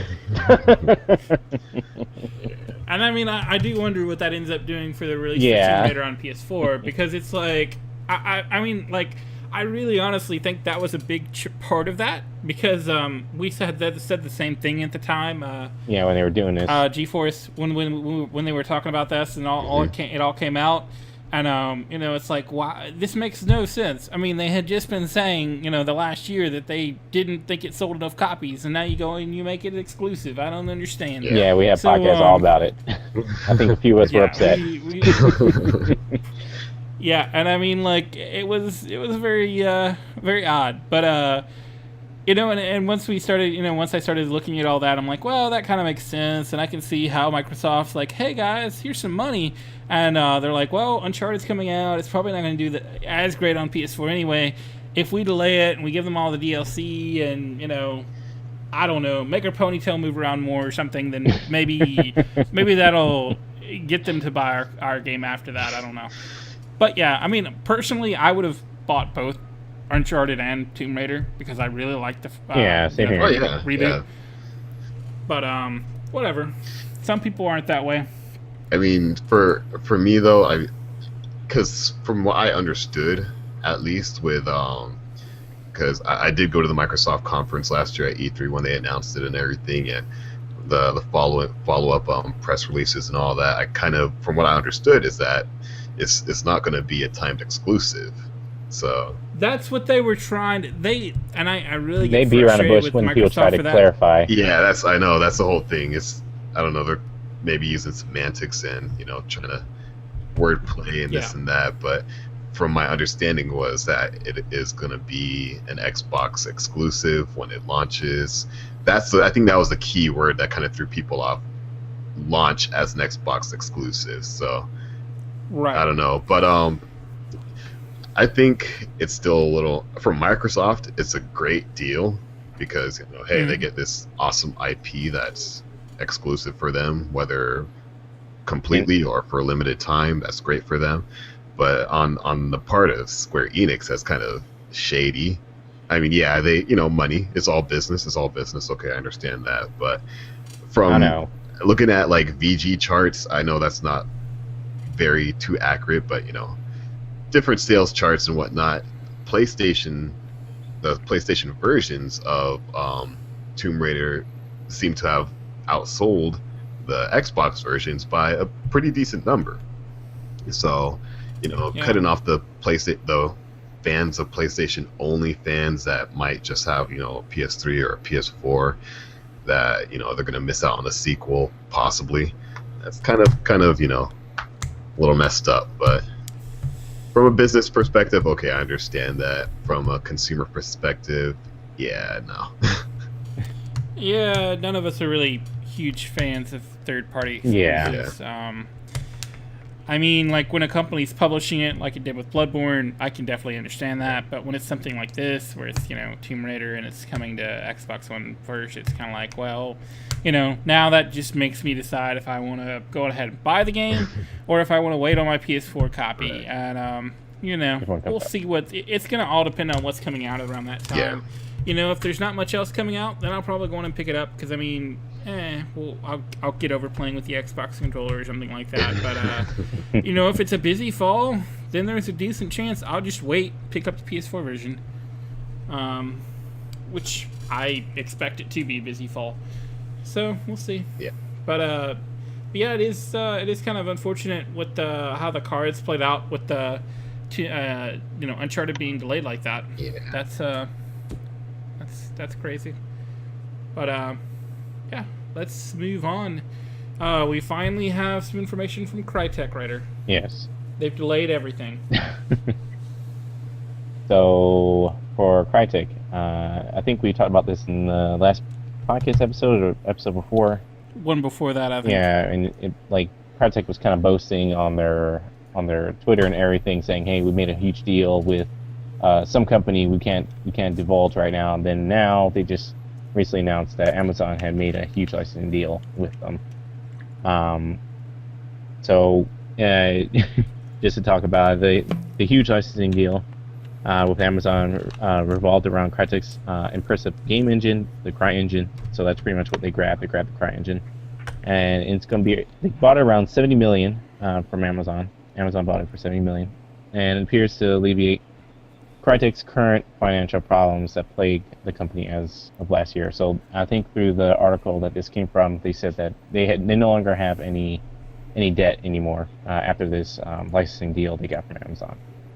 So kind of begs the question now, could Amazon now have the power to influence the development of upcoming Crytek games? This is that's from our publishing community, kind of wondered. And does it mean that we may see a new game from Amazon's recent game acquisitions of developers and writers, or could this be more secrets as Amazon enters the console fray in the future? Yeah, and of course this is just a report. We don't actually have confirmed information yet. But yeah, and it's actually, let's see. Yeah, they've licensed the game, the engine. The engine. So yeah. Yeah, so they can use it for their games and all that kind of stuff. I'm curious what that's actually going to entail. Yep. Because if you remember, they bought the team that was working on Killer Instinct. They bought that studio. Yep. And then they also got Kim Swift and the designer from Far Cry 2, Clint Hocking. Yep. And they're working on stuff. Double Helix is the studio that was working on Killer Instinct before they switched over. And they were, of course, working with Microsoft beforehand. They were getting ready for Fire TV. Yep. So, yeah, I'm gonna be curious what they're gonna end up doing, because I don't know that the CryEngine really lends itself to Android stuff. Yeah, so, but I think it might change now, because I think Nvidia is having like some sort of conference showing off Crysis 3 is running on Android now. I think Borderlands 2 is running on Android now. There's like something is happening within the mobile world that games that you originally didn't think could even run on that platform or whatnot, if you want to call it a platform, and they're just running stuff that just ideally you thought was impossible, and they're just finding ways to do it. And I'm thinking, with all these acquisitions and everything, now it boils down to, is this going to be Amazon's first ever game that is going to be on platforms, or is this going to be Amazon finally like trying to make decisions in how to jump into the console or the gaming world, how to jump into the gaming world? I personally think they're going to stick with Android for the moment. They're going to do something with Fire TV. They're going to, I don't know about Fire TV, but I think something else might be coming along. But I heard that Fire TV didn't even sell that well. The stick did very well, but not the Fire TV module. Right, and that's what I was going to say, is that I think they're going to make some changes to Fire TV and come back with something a bit different.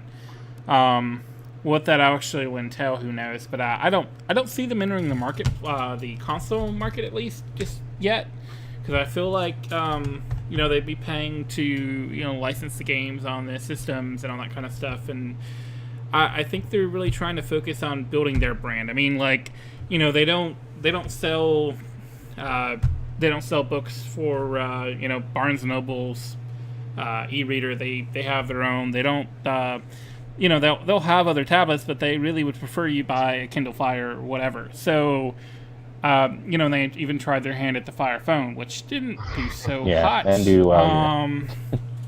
But they're kind of like Google. They're always experimenting with something. Yeah, and then they do have games. If you actually like actual brewed games from their own studios that they have acquired or they have been developing.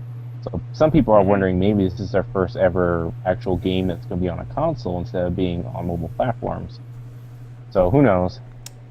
I mean, I guess it's possible. I just don't see them doing that just yet. But we will see. We shall see. So, Mirror's Edge 2. and Mass What's Effect. going on, Raider?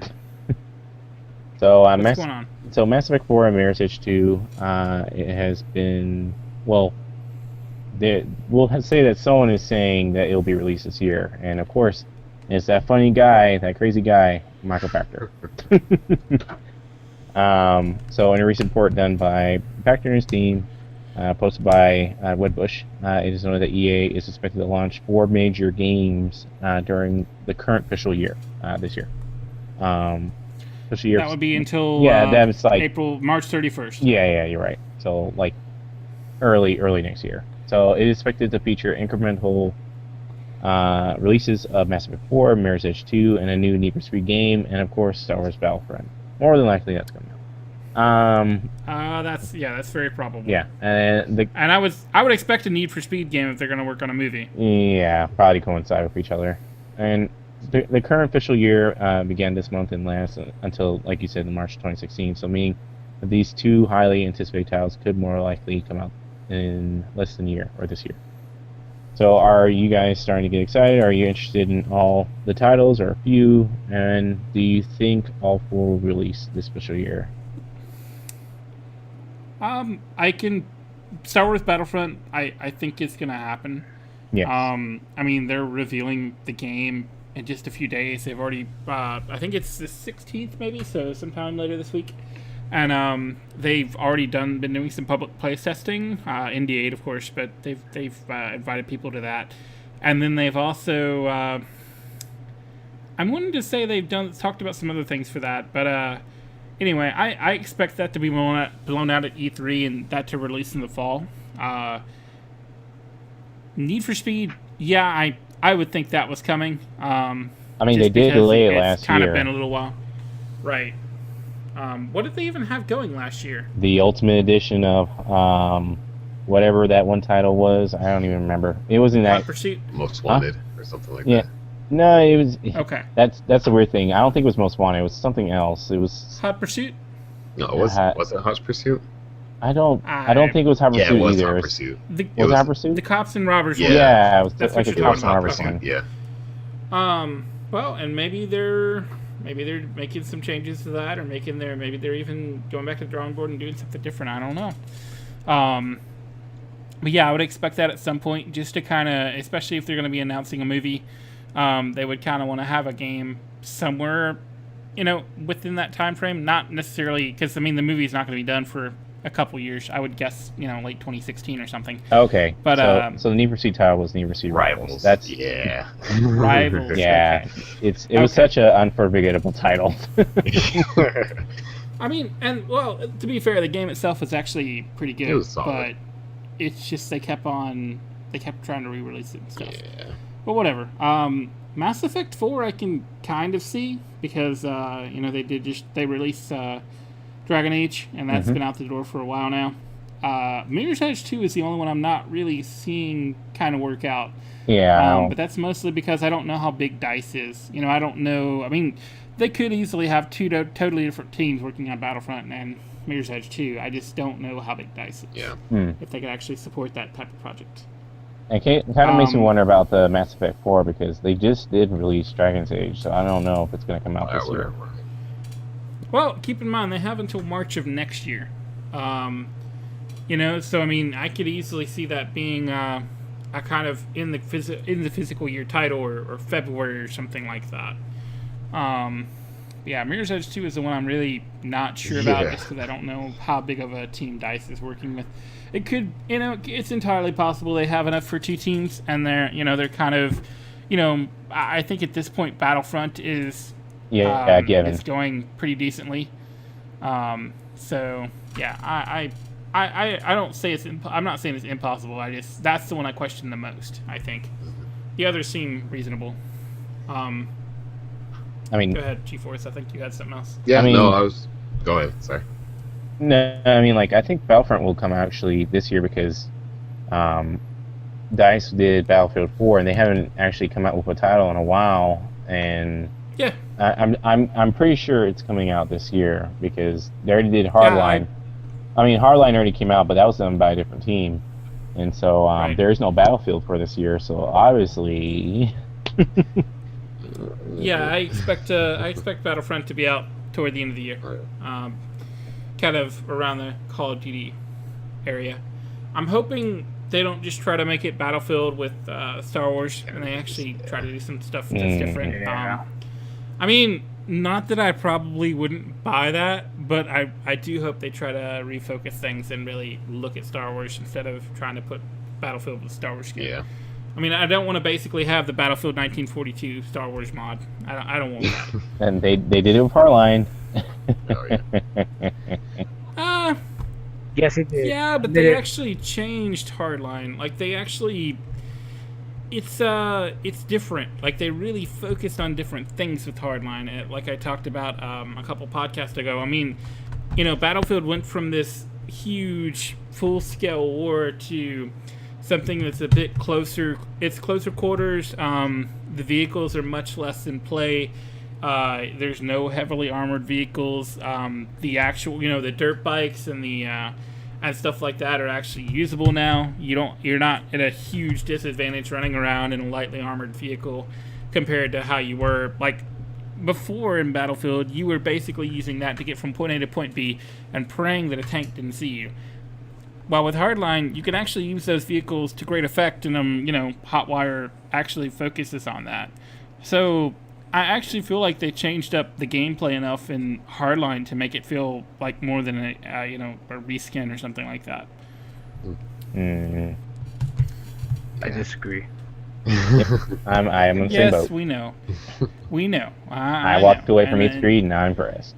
Yeah, I wasn't. Well, I walked away from the first beta not impressed. Yeah. And I wasn't too impressed with the public beta that they had last year. But then when I actually got to see some of the changes they've done and really look at what they were doing, I actually ended up enjoying it. But I mean, it's all about what you really are looking for in the game. And I can definitely see where if you're really a fan of the past Battlefields and that's what you're really wanting to play, I can definitely see it not being nearly as appealing.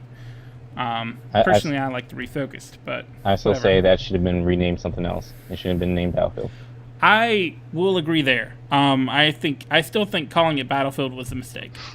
I think they should have done away with Battlefield and just called it something different and let it be its own thing rather than trying to push Battlefield onto it.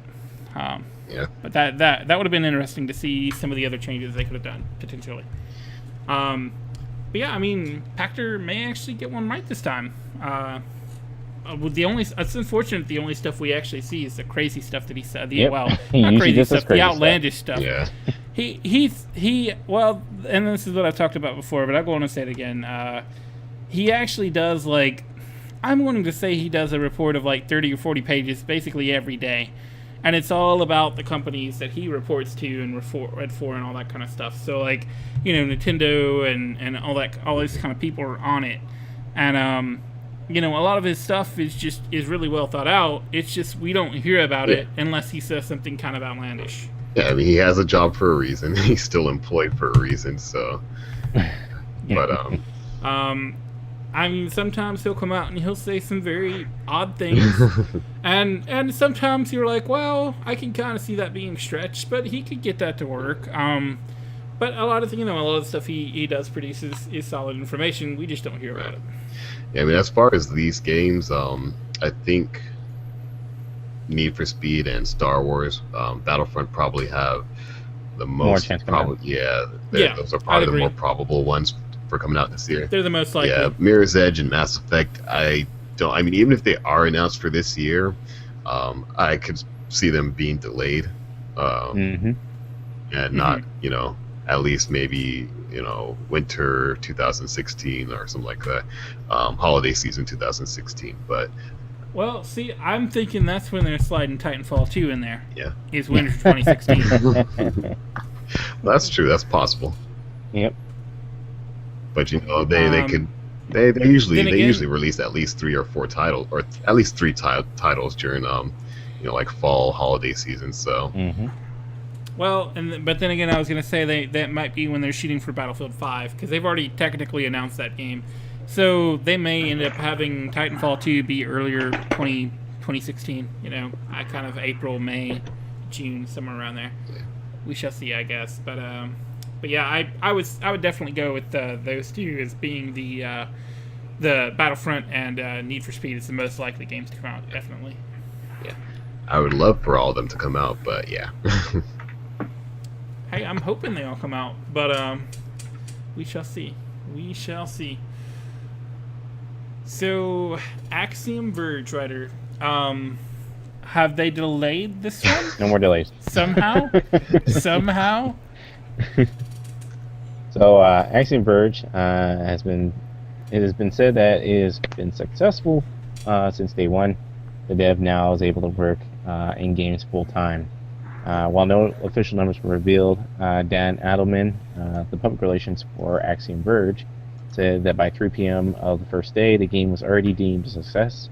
And he says that our initial goal was to make enough money with Axiom Verge so that Tom would afford to keep making games on his own full time and not need to go back to a day job.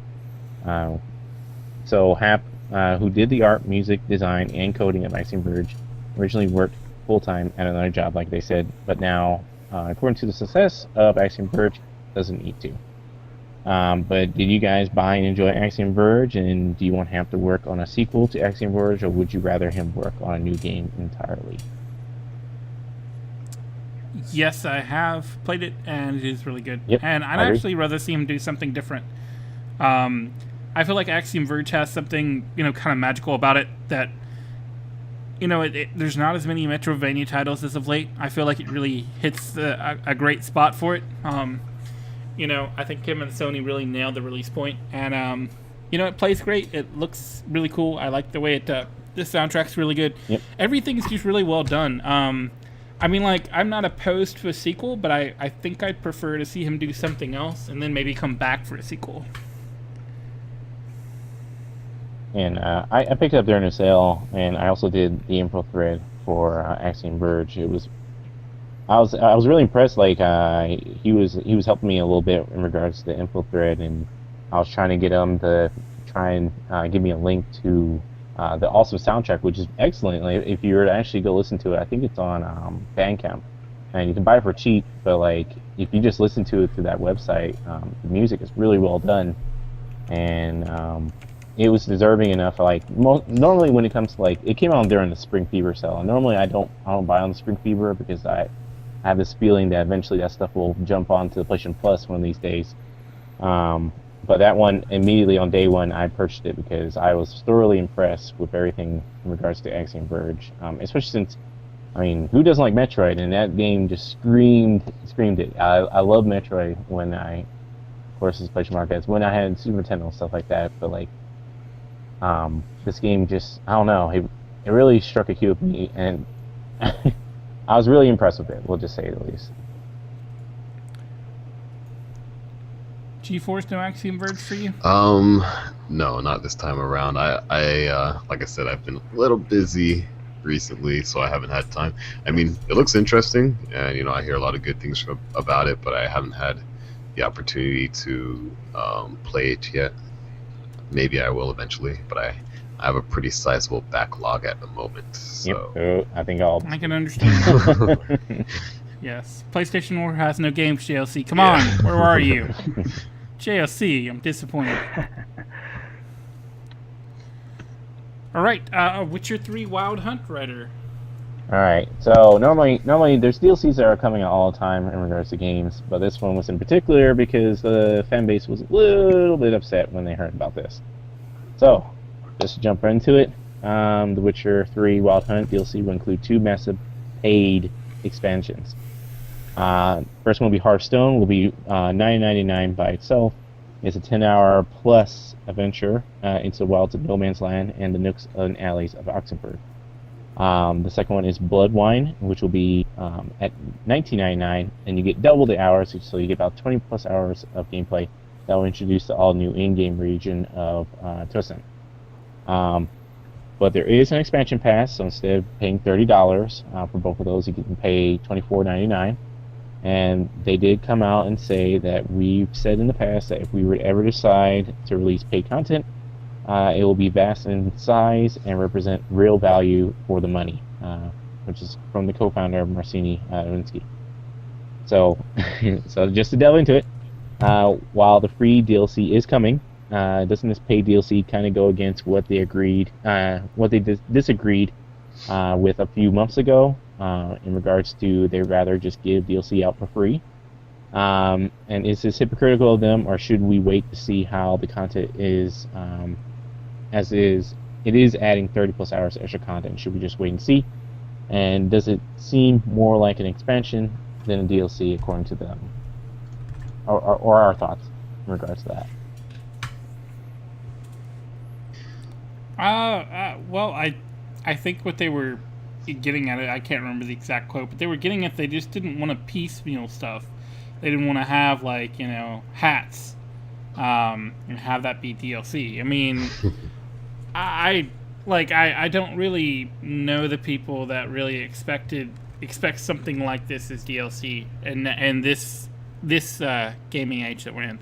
I mean, maybe 10 or 15 years ago you might see something like this. Maybe 8, but even that's kind of stretching it there. I mean, by 2008 or 9 or so, they really started pushing more DLC and actually charging for it. I remember Battlefield Bad Company 1, you had some free map packs, and then I think with Bad Company 2, they started charging for them. So I don't really know the people that really expect this type of stuff for free. They've already announced that I think it's like 16 pieces of DLC free, and who knows what that'll actually entail. Actually, but, it might be what you said like a few podcasts ago, where a lot of people this hubbub about the paid DLC from them is that they did say that they're against the model of paying for DLC. That's what they it's even quoted them saying that they don't like paid DLC. They'd rather just give people free DLC. They said, why pay more? Their quotes were, why pay more for a title you paid $60 for? And that's what it's quoted from them saying. And then the big old hubbub about it is, well, they're going to give us 16 free DLC, and then you even mentioned it. He's like, I don't know if it's going to be like substantial content. I think it's going to be like maybe cosmetics. I think you said that, where it's going to be cosmetics, or it's going to be something tiny. It's not going to be anything big. And then all of a sudden they turn around and say, all right, everybody, even though we did say, even though you paid $60 for this game, we shouldn't charge you anymore. We're going to anyway. So here you go, 2 massive DLCs.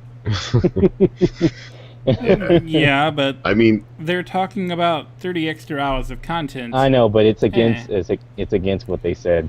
So I think that's what the hubbub was about. I'm not going to call them hypocritical, because I mean, we really don't know what's going on behind the scenes.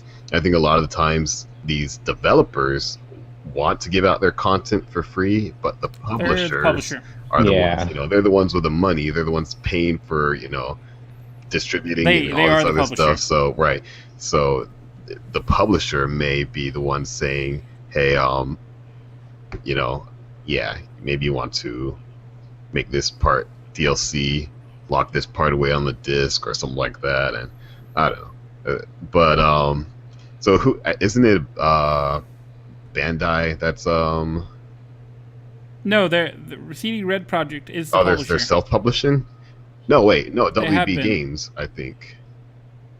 Yeah, I think it's a different publisher who's doing this. I think the developer is CD Projekt Red. I am curious now. Okay, well, if they're self-publishing, then okay, yeah, that is a little a little hypocritical. But if it is that they have a separate, I could have sworn it was. Oh, they have a bunch of publishers apparently. Okay. Yeah, they have Namco and they have Warner a couple Brothers people and- doing it. So yeah. this could I probably didn't be what he realize that. said. I thought they were the publisher. But yeah, I mean, it could be something like that. But at the same time, like I say, it's 30 hours of content. I'm not really opposed to them charging for that. It is. I think what they were really getting at was I believe this was right around the time that Evolve was coming out. Yeah, there was like some really ugly DLC everybody- packs. Yeah, the skins in particular are what some people were really getting irritated about. So I think that was what they were kind of getting at, is they didn't want to come along and like, oh, hey, now you can have Geralt with like black hair instead of white hair, and You can wear a kilt now, and yeah, and you can wear a kilt and all this other stuff. So I kind of think that's what they were really getting at, but obviously with everybody, everything being on the internet, it's like, oh my gosh, now they're going back on their word and blah blah blah, and they're probably gonna get sued and who knows. But yeah, I don't know. Like I just don't understand what people really expect for this type of thing. Yeah. I mean, the game itself is supposed to be like, some reports are saying like 200 plus hours, Right. and if you're getting 100 hours of it, how is that not good compared to something like I'm trying to think of a good example recently. The I Order. mean, ouch, you I'm trying to think stabbed of a my good heart example. just a little bit. I mean, but it's The Order's a different type of game. Yeah, I know. But I mean, even at looking at like Far Cry 4, like I would be hard pressed to even trying to complete everything. I think I'd be a bit hard pressed to spend 200 hours Oh in man, that type of game. that's I understatement. mean, yeah, I know that game's gonna last quite a while. I just don't see it lasting quite that long. Yeah, it took me a long time to get that platinum. But again, 200 hours? I don't think so. Yeah, I just don't see it happening, and I don't expect everyone to take 200 hours to complete The Witcher, because I imagine some people will try to speedrun it. just concentrate on the story quest and beat the game in an hour and a half and Yep. say, oh, the game only takes an hour and a half to complete. So, whatever. But I would not expect them to give this type of content out free. But I think that was mainly talking about skins and who knows, I'm hoping they'll have some like mission packs in there as well, maybe a mini set of side quests or something like that. We'll have to see what all that extra DLC that they're talking about they're giving away is.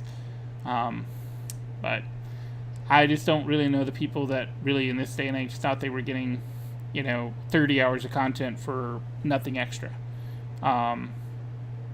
Especially when it seems like, as long as the game itself is self-contained, you don't need the DLC, Yeah. then I don't really have a problem with it.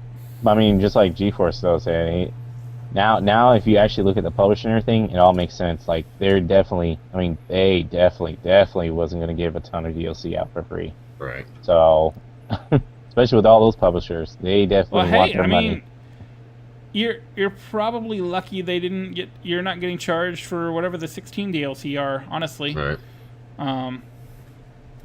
But yeah, I'm looking forward to the game either way. I don't care. I mean, if you really don't like it that much, there's a very easy option. Don't buy it. Don't buy buy it. it. I mean, if you want to miss out on the game for that, don't buy it. It's very simple. And even then, guess what? You don't have to buy the DLC, Yeah, exactly. guys. I don't know if that's been, explained on the internet, but you don't have to buy the DLC Yep. if you don't want to. Yeah, we can It's not just required. do like how like the Elder Scrolls and everybody do it. Like if you want to wait for the DLC and have it all as one, Yeah, just wait for till the like the ultimate copy or Right. something like that comes Game of the Year along. edition or something. Yeah. Yep, and that is probably gonna hit at some point. Yep. So if you really want the DLC but don't want to pay more for it, wait. Yep. By all means. I think dismissing the game out of hand is going to be a mistake, though, because I'm really liking what I'm seeing from that game, and everything is sounding very positive on that. So here's hoping, but I know for me, I'll be. There's a pretty decent chance I'll be picking up all the DLC. For me, I mean, last year when it was when we saw the short preview. Yeah, we right in that one room. Yeah. So I was impressed with that. I was like, I was really impressed, and that was actually one of the games that I was the most excited about at E3 last year. But I mean, I'll get the game. I'm gonna get it for sure. I haven't played the first 2 games. I'll admit I'm kind of a noob to the series. I have, I've kind of looked at the lore. I've kind of, watched some of the videos from the first 2 games. But this will be the first one I'm actually playing, and I probably will not get the DLC. But I'm okay with that because the game will be long enough and it'll have tons of content that I probably won't even be able to finish all of. So I'm a-okay with that. And that's another thing. I'm sure I'm gonna have to look up a summary or something at some point here. They said that for anyone who jumps into the 3rd game, they're gonna have a big old summary for people who didn't play the other 2 titles. So it shouldn't be too much of a problem. Cool deal. I was just gonna go look. What was it? I don't remember what it was. There was some. When I was looking for, I had to look for a summary of Assassin's Creed 3 when 4 was coming out because I wanted to know what happened because I just could not push myself to play through that game. Yeah, because everyone skipped that. Oh my gosh, you got to Connor and it's like, oh. Anyway, but yeah, let's talk about Vita and we'll wrap it up. Head home. So, what do you? Yeah. So we're gonna talk about that one item that not many people know about. Witcher 3 is coming to Vita, right? No. Yeah. Big news. You heard it here first. It's only 65 gigs on the Vita. Oops. So this one was announced today, and it's just a small news story. I thought I'd just add in is PlayStation Vita is getting as of the version 3.50 for the firmware. They had added 30% more memory size usage in games, thanks to NeoGAF for scooping kind of pics of it during the Unite Tokyo 2015 event. It's kind of strange that they kind of announced it there and then because no one even knows what it's really for besides speculation. But could this boost have been caused by them removing apps in the last update? And what does this boost even mean? Why announce it? And could this be similar to what happened with God of War Chains of Olympus, which boosting the performance for better games, or could this just be a boost for better features? 30%. 30%. Half-Life 3 confirmed. For Vita exclusive. Vita exclusive. Oh my gosh. PC will go crazy. Yeah, they're down. Twitter, Facebook, Twitch, YouTube, every internet site would burn. Everything would just if go that down, yeah. the servers would be on fire. People would check the happened. date, make sure it's not April Fool's. That will be Gabe Newell's ultimate troll right there. Well, you know how the people in 1929 jumped out the window because the stock market crashed?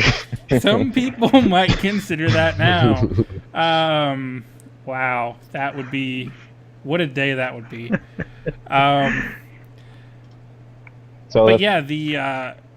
ahead.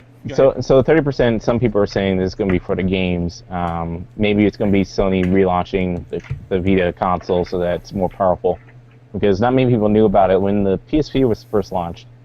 Only people in the technical world knew this, but that thing was severely underclocked for a reason, because in the future they're going to pop out better looking games or better games in the future.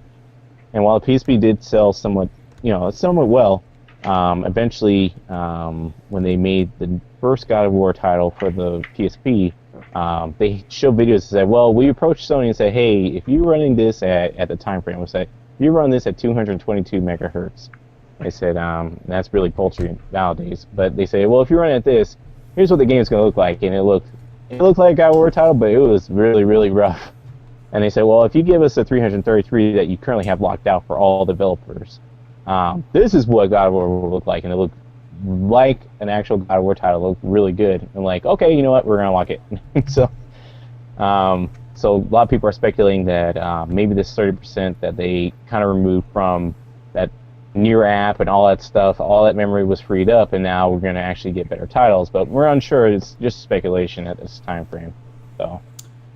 You know, and it could also be a combination of both. But yeah, I would expect that it would be partially due to those apps not having to run in the background or anything like that. Yeah. But beyond that, who can really say?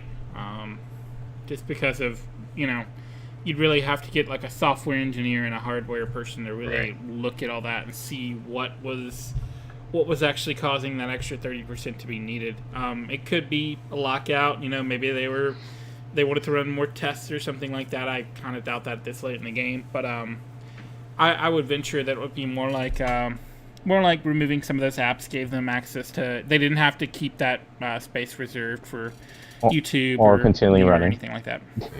Yeah. So I honestly don't know what that extra 30% would be, and that's 30% is actually pretty significant. So I don't know where it came from either, but. I mean, it was even announced too, so that's even the weirdest part about it. Like, So personally, it's not a super flashy thing, honestly. I mean, 30%, it's like, oh, okay, but when you really look at it, like GeForce is saying, it is quite a bit. Yeah, it's pretty significant. But I mean, what they are going to use it for, I have no idea. The thing about the apps like Nier and Maps, Nier is still there. Nier is still on the Vita, and it actually like. I am one of the few people that use it every now and then. Like one person? Yeah. I mean, I actually still get like game goods from it and everything. So I think it's just a map feature that's disabled now. Yeah. So maps, that's gone. YouTube has ceased, but that wasn't from the update. That was basically them not supporting the app anymore. Yeah. But I really don't think it's those apps that are giving that extra 30% in boost. It's probably that they, you know, since optimize the firmware. Right, it's 3 years since the Vita launched, so now they've had time to really optimize the software and unlock that potential. Just like the PS3, when the PS3 launched, I mean, look at the launch games compared to the games that came out near the end of the cycle. It's vastly different because the cell processor, you know, people started to learn how to unlock that. The PS3 it kept getting updates to make the firmware more stable, the software better. So I think that's maybe like what's happening with the Vita, with that extra 30%. I don't know, speculation, but that's kind of my thinking on it. Yeah, that one makes sense. And you know, they could have been working toward this for a while. We don't really know. But you know, it's just not a flashy thing to talk about, because I mean, you know, to the average person, 30% probably doesn't sound like a whole lot, but when you're really looking at it and looking at what that gives them, like you're saying, it is decent. Well, the average person doesn't have a Vita. So. Oh wow, that was cold. That was cold. Oh yeah, low blow. That hurt a little bit. Nah, I really love the Vita. I actually loved it. Well, the little bit of time I had with it, I loved it. It's just that I was never into a mobile gaming, so you know, playing on the go. So. Well, now you get the chance to. I mean, you know, it's something to consider, man. Just saying. Nah, even now I just don't have the time, man. I'd rather play with my PS4 at home, just relax, you know, rather than with a Vita, little handheld, you know. Hey man, it's like my cell phone and my tablet. I don't really have any games on it. I know people are always playing, you know, phone games, apps, and all that. I'm not that type of person. I'd rather be home with an actual console or a PC. Yeah, the Vita's great for when you're taking dumps, man. Gotta tell you. I tried it when I first got the PS4. I was like, hey, let me try that. All right. Well, with that thought, unfortunately, we're calling it a close. Unless you guys have something else to tack on at the end here. Anything? Oh, well, actually, yeah. Just a little note about that Deus Ex. It is on PS Now. It is Oh, it is? confirmed. Okay. It is. Okay. Breaking news confirmed. So that means if you want to try it out, you can jump on PlayStation Now and get to play There you it. go. There you go. Yep. That's all. Breaking news. All right, guys. Well, we are out. Have a good one, guys. And this has been the PlayStation MVP Cast episode 47. Of course, if you like what you hear, go ahead and follow us on Hitbox, and we will be doing this basically every Monday night, right around 8 o'clock.